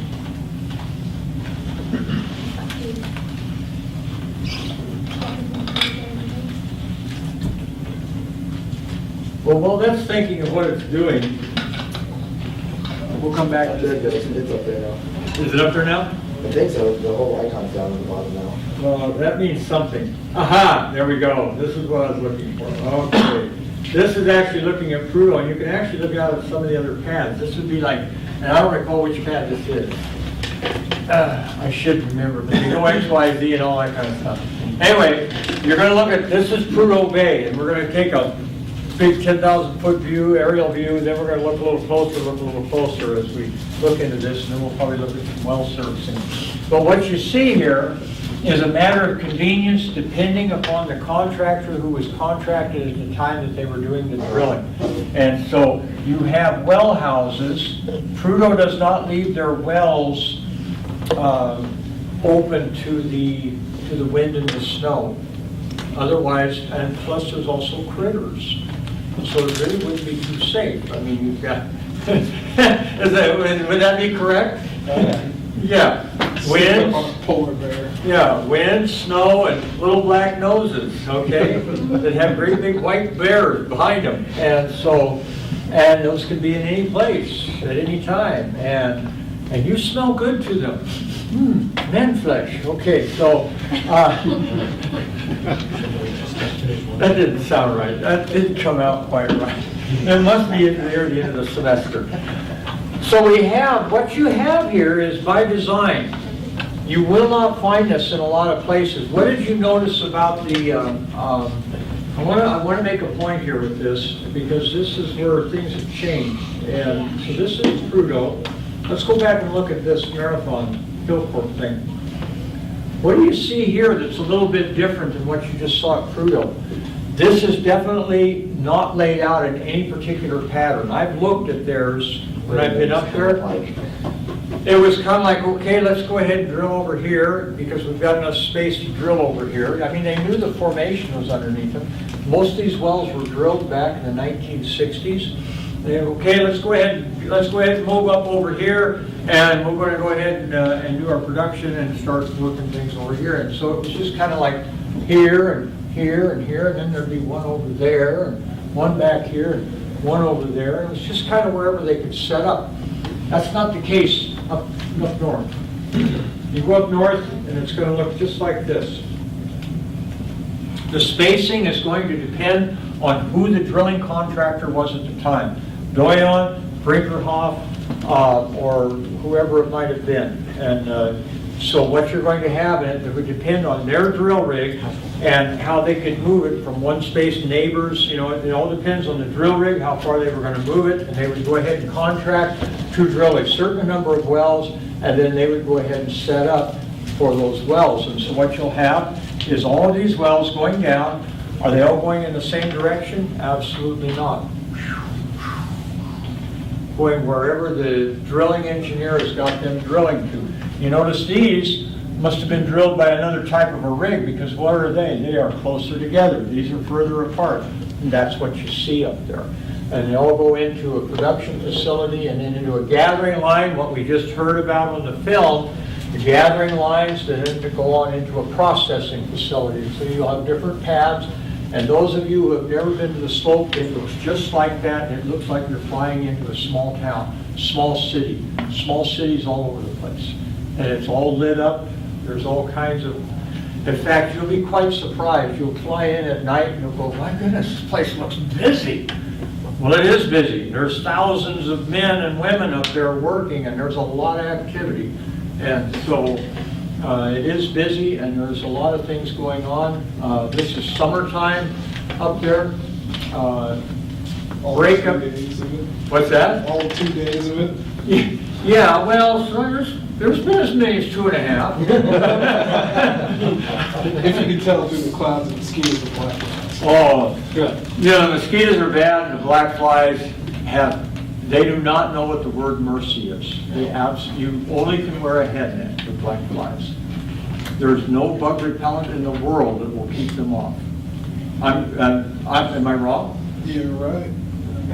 You have to talk through your teeth, or they just come flying into your mouth. I mean, and you have to have goggles on or a head net. That's the best way. Cringe every time you get out of the truck. They'll drive you insane. You'll see the caribou running like they're going crazy, and they are. They get up on a pingo and just want to stand in the wind. Let them blow the bugs away, please. And it's good that they don't let you walk on the tundra anymore. I did that when I was up there, and boy, there just clouds of them, you know. We rescued 3 guys. They were carrying them off. I mean, that was I'm not. That was back when the mosquitoes were big. Okay, let's take a look right here. So we were back here. This is in the springtime. We get a little closer view of what we're looking at. It can be really nasty in the spring, but you see these well houses, and I believe I've got some close-ups. If I don't, I'll go ahead and dig some others up. This would be a north slope pad in the wintertime. Very similar, only it's in the winter. It's drifty. The snow starts to blow. When the snow blows, you can lose your houses because then they disappear in the wind and the drifts. North Dakota's bad, Trudeau's worse. And it would not be uncommon to have anywhere from 30 to 80 mile an hour winds on any given day in the wintertime at any kind of a temperature. I think on the next part right here, so well service, let's take a look at some of these pads. And because I'm going to come down and we're going to look at some of the houses and some of the different things. When and we'll cover those Trudeau houses in just a minute. This is back out at Swanson River. They were doing a workover, and this is well service. They were actually pulling some pumps and some different things. What did they have to bring in? They couldn't do it with wireline. They had to bring in a workover rig. Well, normally they would have brought in a workover rig, only they brought this one in, and they got to use it free gratis because they were testing it to take it up to the White Hills, which was going to be a Chevron venture on the north side of the Brooks Range. So this was a full-blown drill rig that was all being geared up, and they wanted to test it before they moved it up the highway. Well, then the price of oil fell, and they decided they didn't want to go up to the White Hills, and then Chevron shortly after that readout blew, and then they moved out of the state, so that rig went with them, went south with them. But otherwise, you removed a small workover rig yet to do the kind of work that you see that's going on there. One of the advantages in gas lift, this is another picture at Swanson River showing that same rig. This is on that day when we were out there on the 10th of October. Let's see, I'm not sure.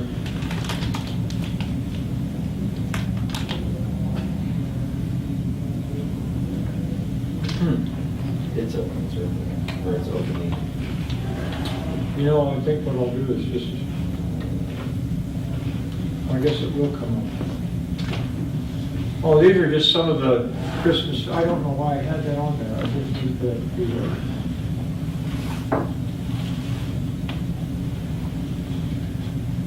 Oh, I know why I put it on there, because I was talking about Christmas trees. Let's take a look. This would be very similar to our little green Christmas tree. This is going back to the same place that I just showed you some wells shortly ago. We've got our wellhead down below, our Christmas tree up above. And this was out on the XTO platform about 5 years ago, and what they were doing was a wireline service. And so we had what we call a lubricator hooked to the swab valve, and that would be the connection. This would be your swab valve, and then you've got what we call a lubricator going up so that you can go ahead in with your wireline system, come down through here and work on the well without having to shut the well in. And so this is a pretty handy device in which you can go down. What can I do with that wireline? I can do a lot of things. I can log the well. I can do tests on the well. I can go ahead and go back and change out gas lift valves. In this case, what they were doing was changing out some gas lift valves. And so I wanted you to see what that was. That's why I put the other Christmas tree. You guys are familiar with Christmas trees, so I'm not that. Some classes aren't so familiar. But you go ahead and hook up here, get everything in line, get it where it will circulate, and then you go ahead and open your valve, and then this will come on up, and you've got fluid up there, and then you can work down through with you'll just have a set of isolation valves. That's what it would look like. And then this would be up at the top of the platform where you go ahead and you have an access port. This wasn't too bad that day, wasn't real cold, so they just had a small portion. If it was a nice summer day, you could go ahead and pull the whole lid off. Be a lid about from here to the door and over, and you can pull the whole thing in. The only problem with that is then now I've got a hole and I've got to barricade it. With a small one like that, I just need a little tiny barricade. So this would be an offshore rig, skid mounted rather than truck mounted. I'm going to show you truck mounted. We don't have a whole lot of truck mounted wireline units down in the south central area. They've got skid units and truck units up at Prudhoe, but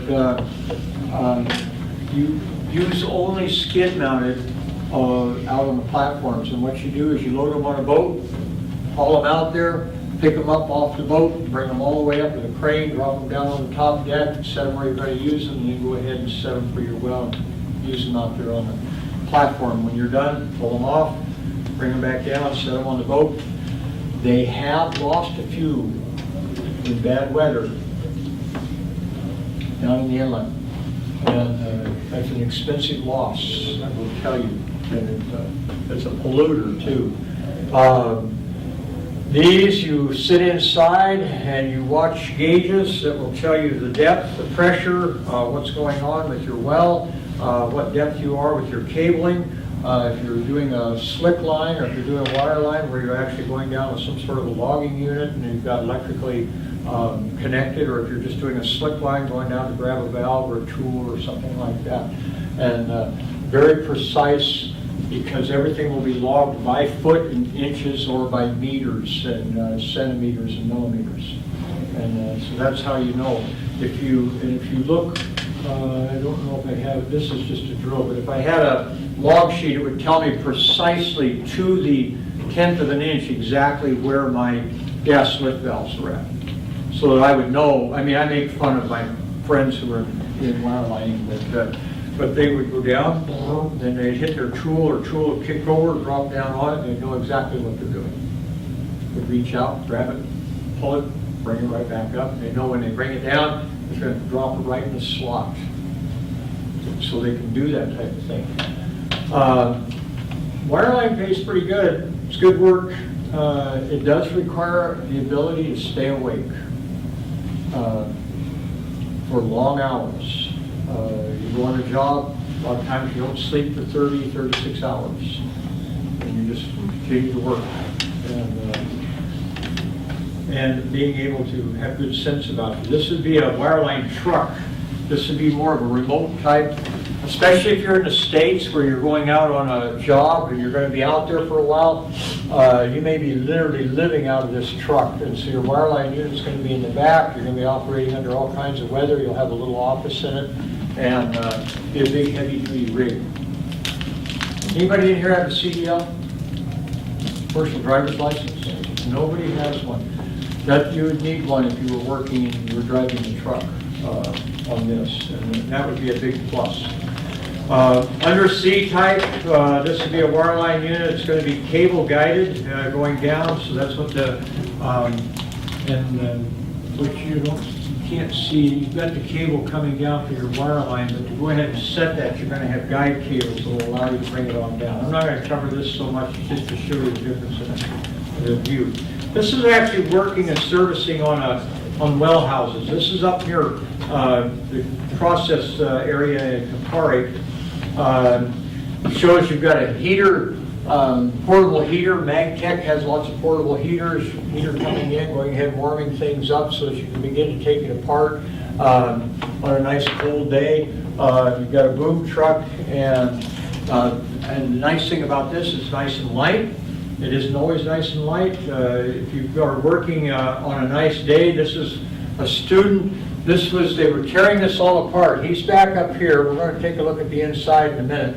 And you've got the wellhead, and all this is all the way up. And they're going to take the house off because they were going to set a hard line, circulate the well out, and then begin to go ahead and they had to change some parts out on the wellhead. And so this is where he was looking up above, and he was tearing things apart. And let me turn the lights off. You can kind of see in there. This particular day, if I remember, he told me it was right about 30 below zero. And so it was brisk. There was a slight breeze blowing, he said. Nice little 15-mile-an-hour breeze just to keep the air fresh. He was making lots of fun about it because he thought it was really funny that they had him out there. And he's still up there working at, I think it is one of the islands. I don't remember which island it is now. So let's go ahead and, this is a little rough to see because of the way the light is. You can see it better on the computer, but I think you can see it right here where they've actually torn it apart. This is where they took everything apart and then had pulled the house off. This would be the house, as we saw where they're laid out in a nice order. And what they had to do was dismantle that because they were going to come in and begin to tear into this. This being your tree going up, production line, inner annulus, outer annulus, this being your wellhead, all above ground, no cellar because we've got frozen ground. And so then your access coming up here, and so this would be typical. You've got, when they get all done, put your house back around it, go ahead and work on it. What's that indicate? Breeze. I actually can't remember a winter day when the wind wasn't blowing up there. Summer, yeah, that's when the mosquitoes came around. It's the only time you want a breeze. And it didn't blow. Yeah. No, it'd be dead calm, and it could get hot actually. Well, it felt hot. But in the winter time, I've tried to think back if there was ever a day, the wind is either, it would stop for a moment as it changed and it started blowing the other direction. Oh, I saw that snow yesterday. Yeah. We saw 75 above 2 summers ago. I know, I read about that. That had to be like a nightmare. Yeah. That'd be like 100 degrees down the state. It was hot. Oh, yeah. We Were had you the up there? shop door open and. I can't even imagine. Draft. Nothing's built for it up there. No. Not that kind of temperature. In the camps, they leave the heaters running all year long. So, bastard. My room's right next to a heater too. Oh, no, that'd be awful. Well, some of those windows, I don't think you can open them, can you? They actually changed a lot of them out. Did they? They used to all be sealed up. Yeah. This is some more work on a well, setting portable tanks because you're going to circulate things out, bringing it in with a rig and then setting a hard line, going ahead and circulating out a well into your tank each and all of that type of stuff. This is real work. This is what you'd be doing, roustabout work, operator work, you know, it's, and you know what, it all pays the same. whether you're sitting in their office eating donuts and drinking coffee, or you're out working like that, okay, this is a lot more fun, you're not doing something, you know. Well, donuts are good too. All right, let's move on. So I think you've got a good overview that there's a lot of difference in different types of facilities. It's all entirely driven by the need of the particular facility. There's no real, the only real standard is the wellheads, and even in the wellheads, you saw in our pictures when we were going through the diagrams, we had sometimes a couple of sets of outer annulus and one inner annulus, depending on the casing makeups. Here we're only seeing a couple, an inner and an outer, so even there you can have quite a bit of difference. It's 3 o'clock and I've got about a little bit of time to go through some pipeline stuff. So I want to take you through, we've talked about pipelines with the Prudhoe Bay pipeline, which I wanted you to see. And so I'm going to take you through the west side, over on the west side of the inlet, to give you some kind of an idea without taking you through the Trans-Alaska pipeline. I might do that too. We'll have a little bit of time. Because some of you could end up working on the west side. This gives you a good idea as far as a facilities from the start to the finish. And this is Drift River Terminal, which Hillcorp is putting some of this back into service. And so I'll just give you a little background on it. It started, like it says, 1967. It used to be a pretty good facility. This is showing the pipeline and et cetera. They're down to 21,000 barrels per day, but in the late 60s, I can remember when it was producing 140,000, and it sits right in the floodplain of Redoubt Volcano.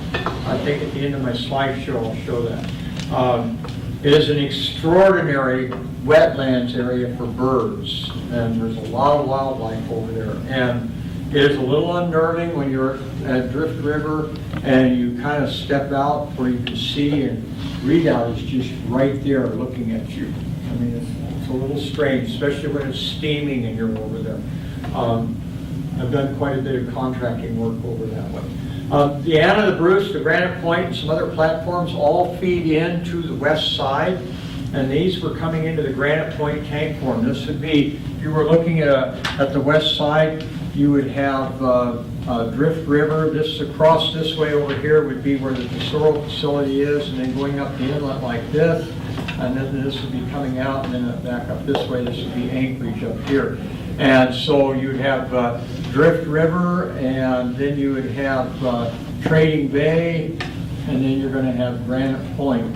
And then on up here, you have the tiling platform up here, you have the platforms, there's a multitude of platforms over in the MacArthur River field, and then you have the, in the middle ground shoals, you have platforms, but they feed over to the west side, over to the XTO onshore facility. And so this would be the production facility, Trading Bay, Granite Point, and feeding down to Drift River. And they've got an offshore, we'll look at that offshore loading platform called the Christie Lee, and then they bring oil on across. Now they're planning on, there's talk about building a pipeline across from the west side, and that pipeline would come across, down the channel, across this way and back up, and then come in at about mile 18 and a half. Just because of the way the inlet is laid out, it's not real safe to just drop it straight over. This works out better as far as the bottom.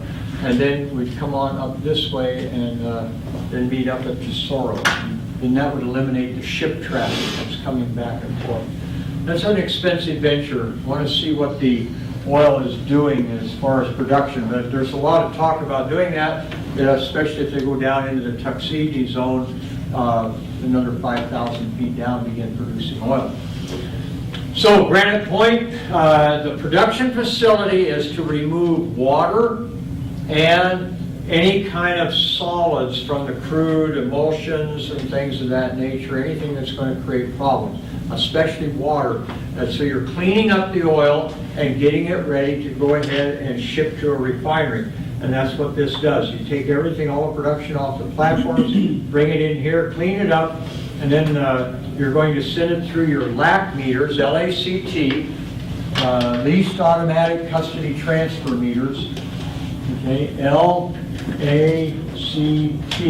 This would be leased automatic custody. All right, custody. This would be transfer. Leased automatic custody transfer unit. And that is the standard for the industry for verifiable transfers of oil. And this is what we'd be doing, is we'd put it through metering, and then we'd go ahead and store it, and we'd be using this for our pipeline. Of course, we're going to have pig launchers. I think I've talked, did I talk about pigs in here? Cleaning out pipelines and things. Pigs, do I have a picture of a pig? I've got a pig. Where have I got a pig at? Downstairs. You want me to go get one? There's several pigs in the, Yeah, go grab a pig for me. any particular one you want? Nope, one with a big brush on it. Yeah, but just don't let the brush scratch you, please. Okay. Grab a smart pig? Yeah, no. Huh? Jeremy's told me to grab a smart pig. If we hear a noise, we'll know the pig got away. And so what we do is we'd be launching pigs into the pipeline, keep the pipeline cleaned out. You can see your pipeline valves here. This would be isolation valves. So if there was some sort of a leak, we'd go ahead and isolate this section of the pipeline. We have our storage up here to assure that we've got fluid that we can go ahead and pump into our pipeline.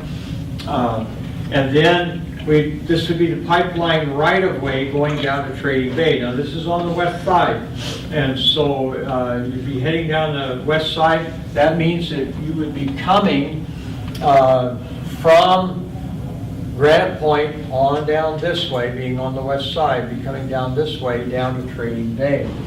And of course, you've got your flats off to the inlet.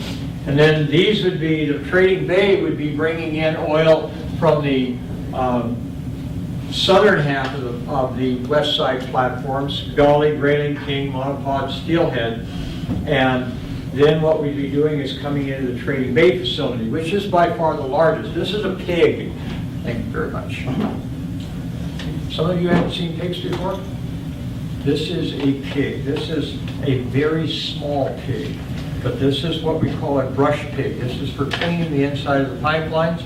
And what you'll do is this will go down, and as it goes down, it will be turning as it's going down, and it will actually scrape the sides, and it cleans, it pushes wax ahead of the pipe, in the pipeline. It'll clean out wax, residue, sediments, and all types of things, and also scrape the sides and clean out corrosion. So if I've got a pipeline like this, and I've got a pig that's in that pipeline, okay, so I'm coming down like this, and I'm coming back this way, and then I've got scraper brushes that are right here, okay, and then this is coming back like so, and then I've got coming back this way, and I've got another cup that's like this, and this is to help push it, and then I can have more scraper brushes or something of that nature.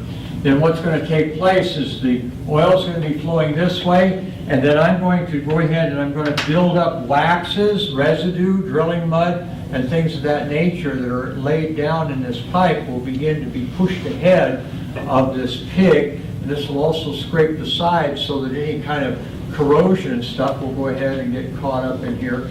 And all of that will be pushed ahead to the pig trap.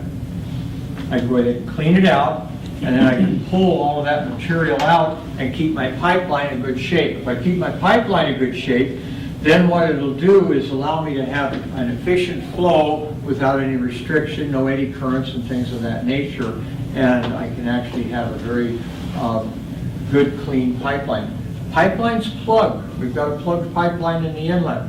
What they did is they didn't pig it as frequently as they should. Some of these lines out here require pigging daily, some of them weekly.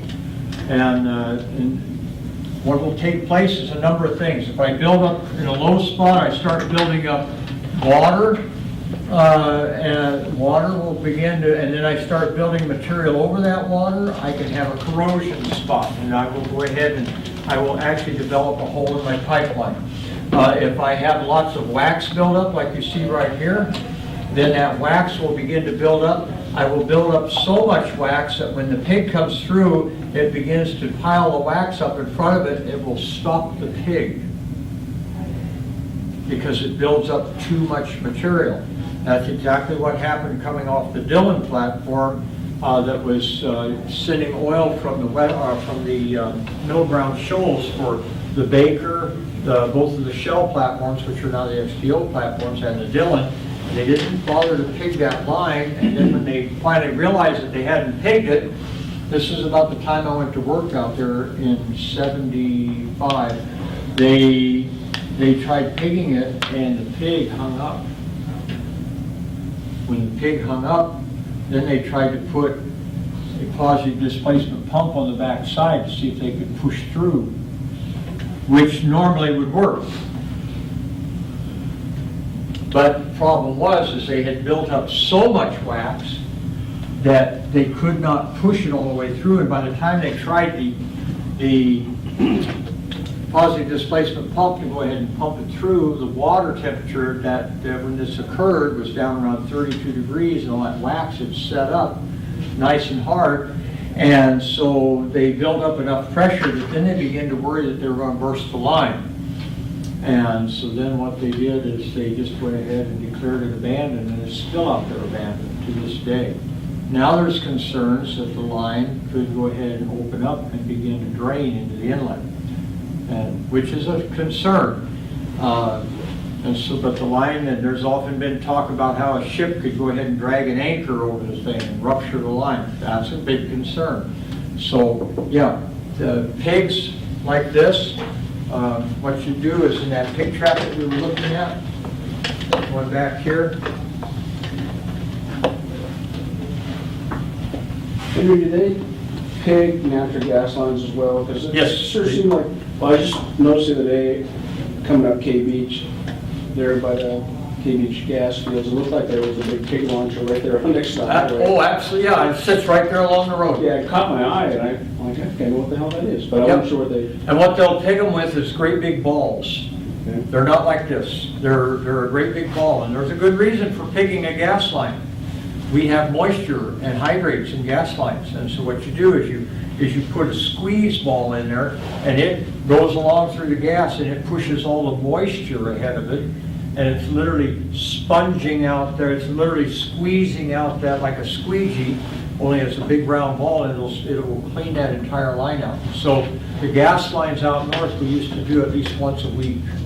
Not near as frequent, depending on what you have in your line. This, if we were going ahead and launching this, we would go ahead and set our pig launcher up without going into the whole technique of launching a pig. Set it in this way, push it up to where it's in the barrel, clear up here, close this all up, and divert our flow so that we'll go ahead and push the pig into the pipeline, and then we launch the pig. And we'll go ahead and time it, and then we'll pull it on the other end, and then we'll have it set up where it's going to come into a receiver or a catcher, and then we'll go ahead and divert the pipeline. We'll drain all the pressure off, open the barrel up. We'll have a big mess. Usually there's lots of wax. These things can come in completely full of wax with a bunch of wax in front of them. Nice toxic material. If you guys want to see a picture, I'll show you real quick. Hang on. Let's see, pigs. Where do I want to go with pigs? I know where I'll go with pigs. Hang on just a moment. Right here.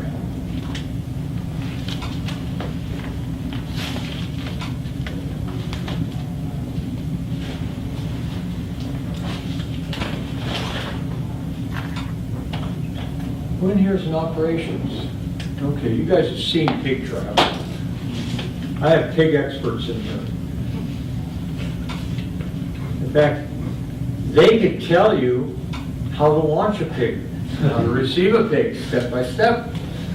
You know how I know that? Because they're going to have to know how to do that. Let's see, let's look right here.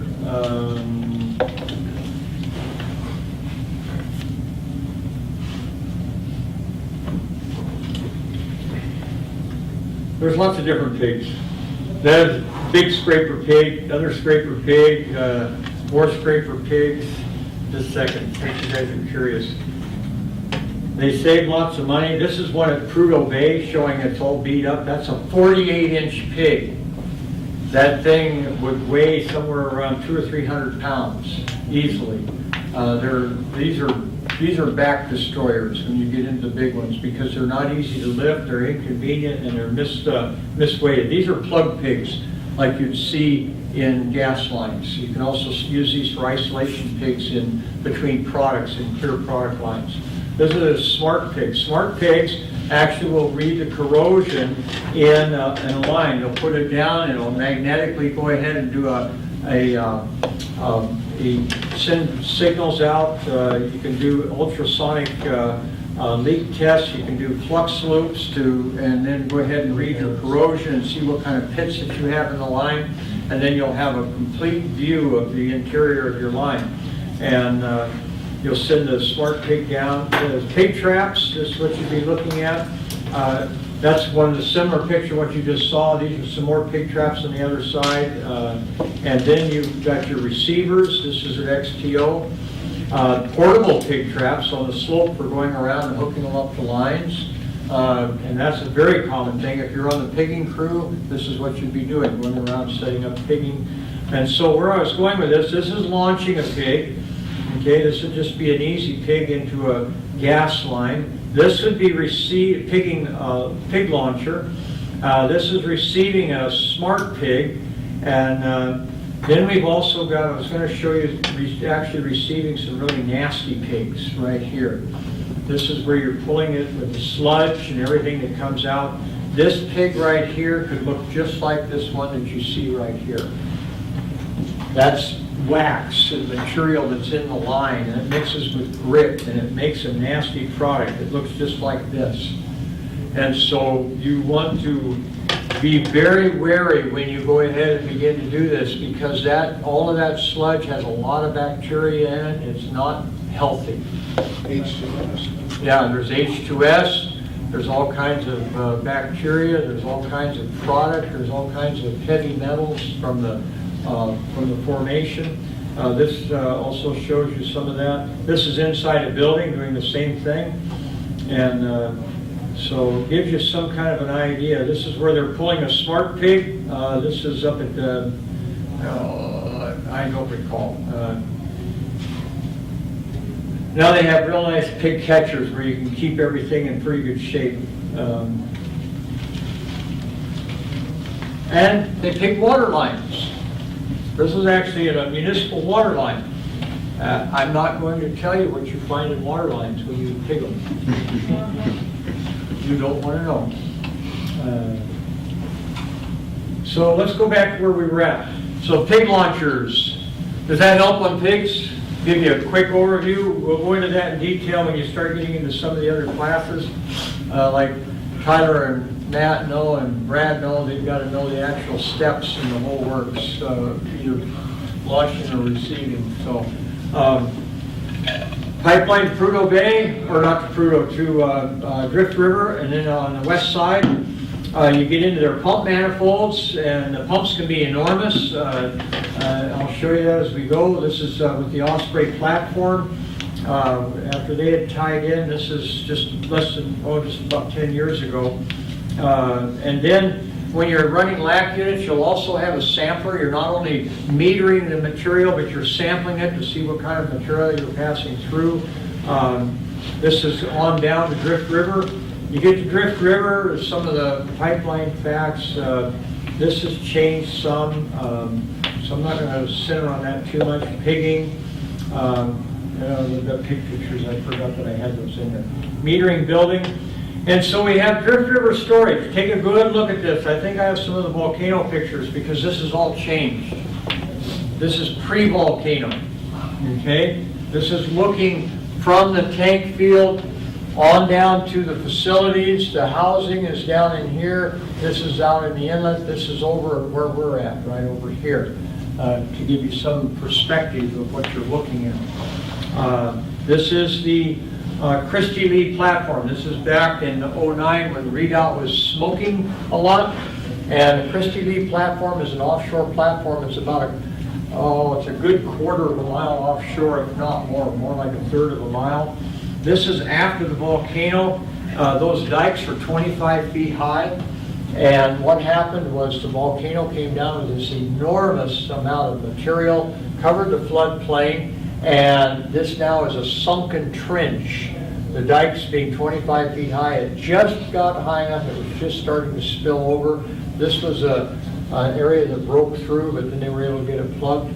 And so you can kind of see what took place. This is why Chevron abandoned the facility and sold it off.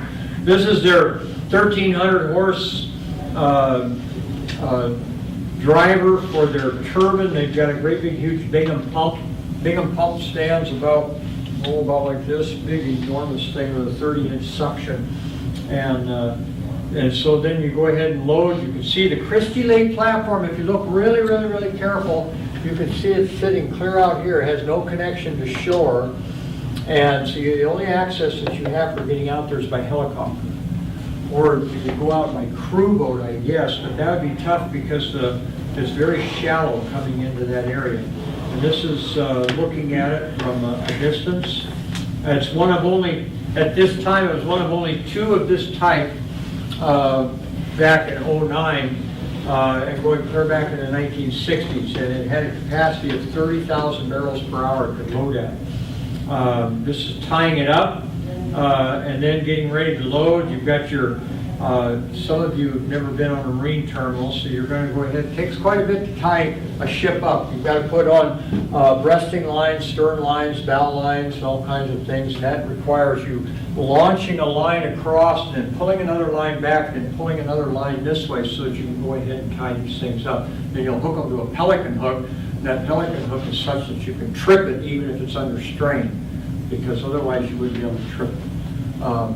That's if you get caught up in the ice or something of that nature.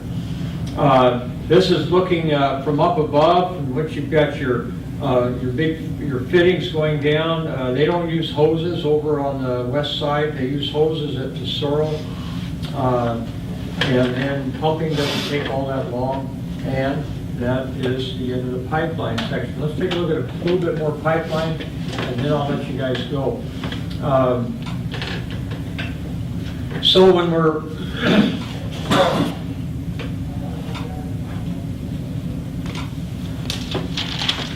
mainly because I want to be done with pipeline. Pipeline ops. So let's look at Valdez. Give you a difference of size comparison. Valdez is a monster. There's 4 berthing terminals here. You can see 3 of them. There's one here, one here, one here. The water is so deep that you can bring super tankers right into shore here. The water, you step off about 2 feet, and the water goes down 300 feet, and about 5 feet out at 600 feet deep. It's just literally a cliff. And the enormous tank field, they completely changed the whole structure of this hillside. I actually worked over here in 1974, 73 or in 74 here. I was 73. I was on the slope, and the only access we had was by crew boat across here. They still didn't have a road coming over, so we'd get on the crew boat in the morning, go across, work all day over there, and then get on the crew boat and come back. And at that time, when you rented a room, you didn't really get a room. You rented a bed. And they didn't have any housing or anything, so the hotel had set it up to where all the hotel rooms had anywhere from 2 to 5 beds in them. They had beds everywhere. And so you rented a bed. In 1974, for $150 a night, I rented a bed. And I didn't know the other 4 people that were in the room. I didn't really get a whole lot of sleep. You know, it was like, I don't know these people. And of course, they're all looking at me like, I don't know who he is, you know. So I slept, you know, I slept in my clothes. Because I was very, very young, and I thought, man, I don't think I like this. Then there was no place to get any food. All the cafes would close down at 6, and you wouldn't get back till 7, and man, I almost starved over there. And I didn't like Valdez, and at least not back then. It's a different town now. But it was an interesting place. This is the terminal from a different view. This shows all of the, or at least shows 3 of the terminals. The other terminal, yeah, you can see the other terminal in this one. So you've got terminal 1, 2, 3, and 4 over on this side. You can have all 4 terminals loading at the same time. I had a fellow over here the other day from the Alyeska Pipeline Company, and he says, man, tell people to apply. He says, we are shorthanded and we're looking for people. He said, yeah, both at the terminal and up north. And so now I'm going to show you a few control rooms just so that you can see what a control room looks like on a pipeline terminal and a production facility. This is Swanson River. We were in here, this is about 5 years ago, and we were making lots of noise, lots of activity. Doesn't look like that guy's got much of a terminal, you know. He never, ever looked at us. He never acknowledged us. It was like we weren't even there. Now, you go, well, what the heck was so important at Swanson River that was going on? That individual right there, that day, was controlling all of the gas movement in the entire South Central region. That is every single gas manifold on the west side, that big gas manifold system just north of Tesoro that you see sitting back in there.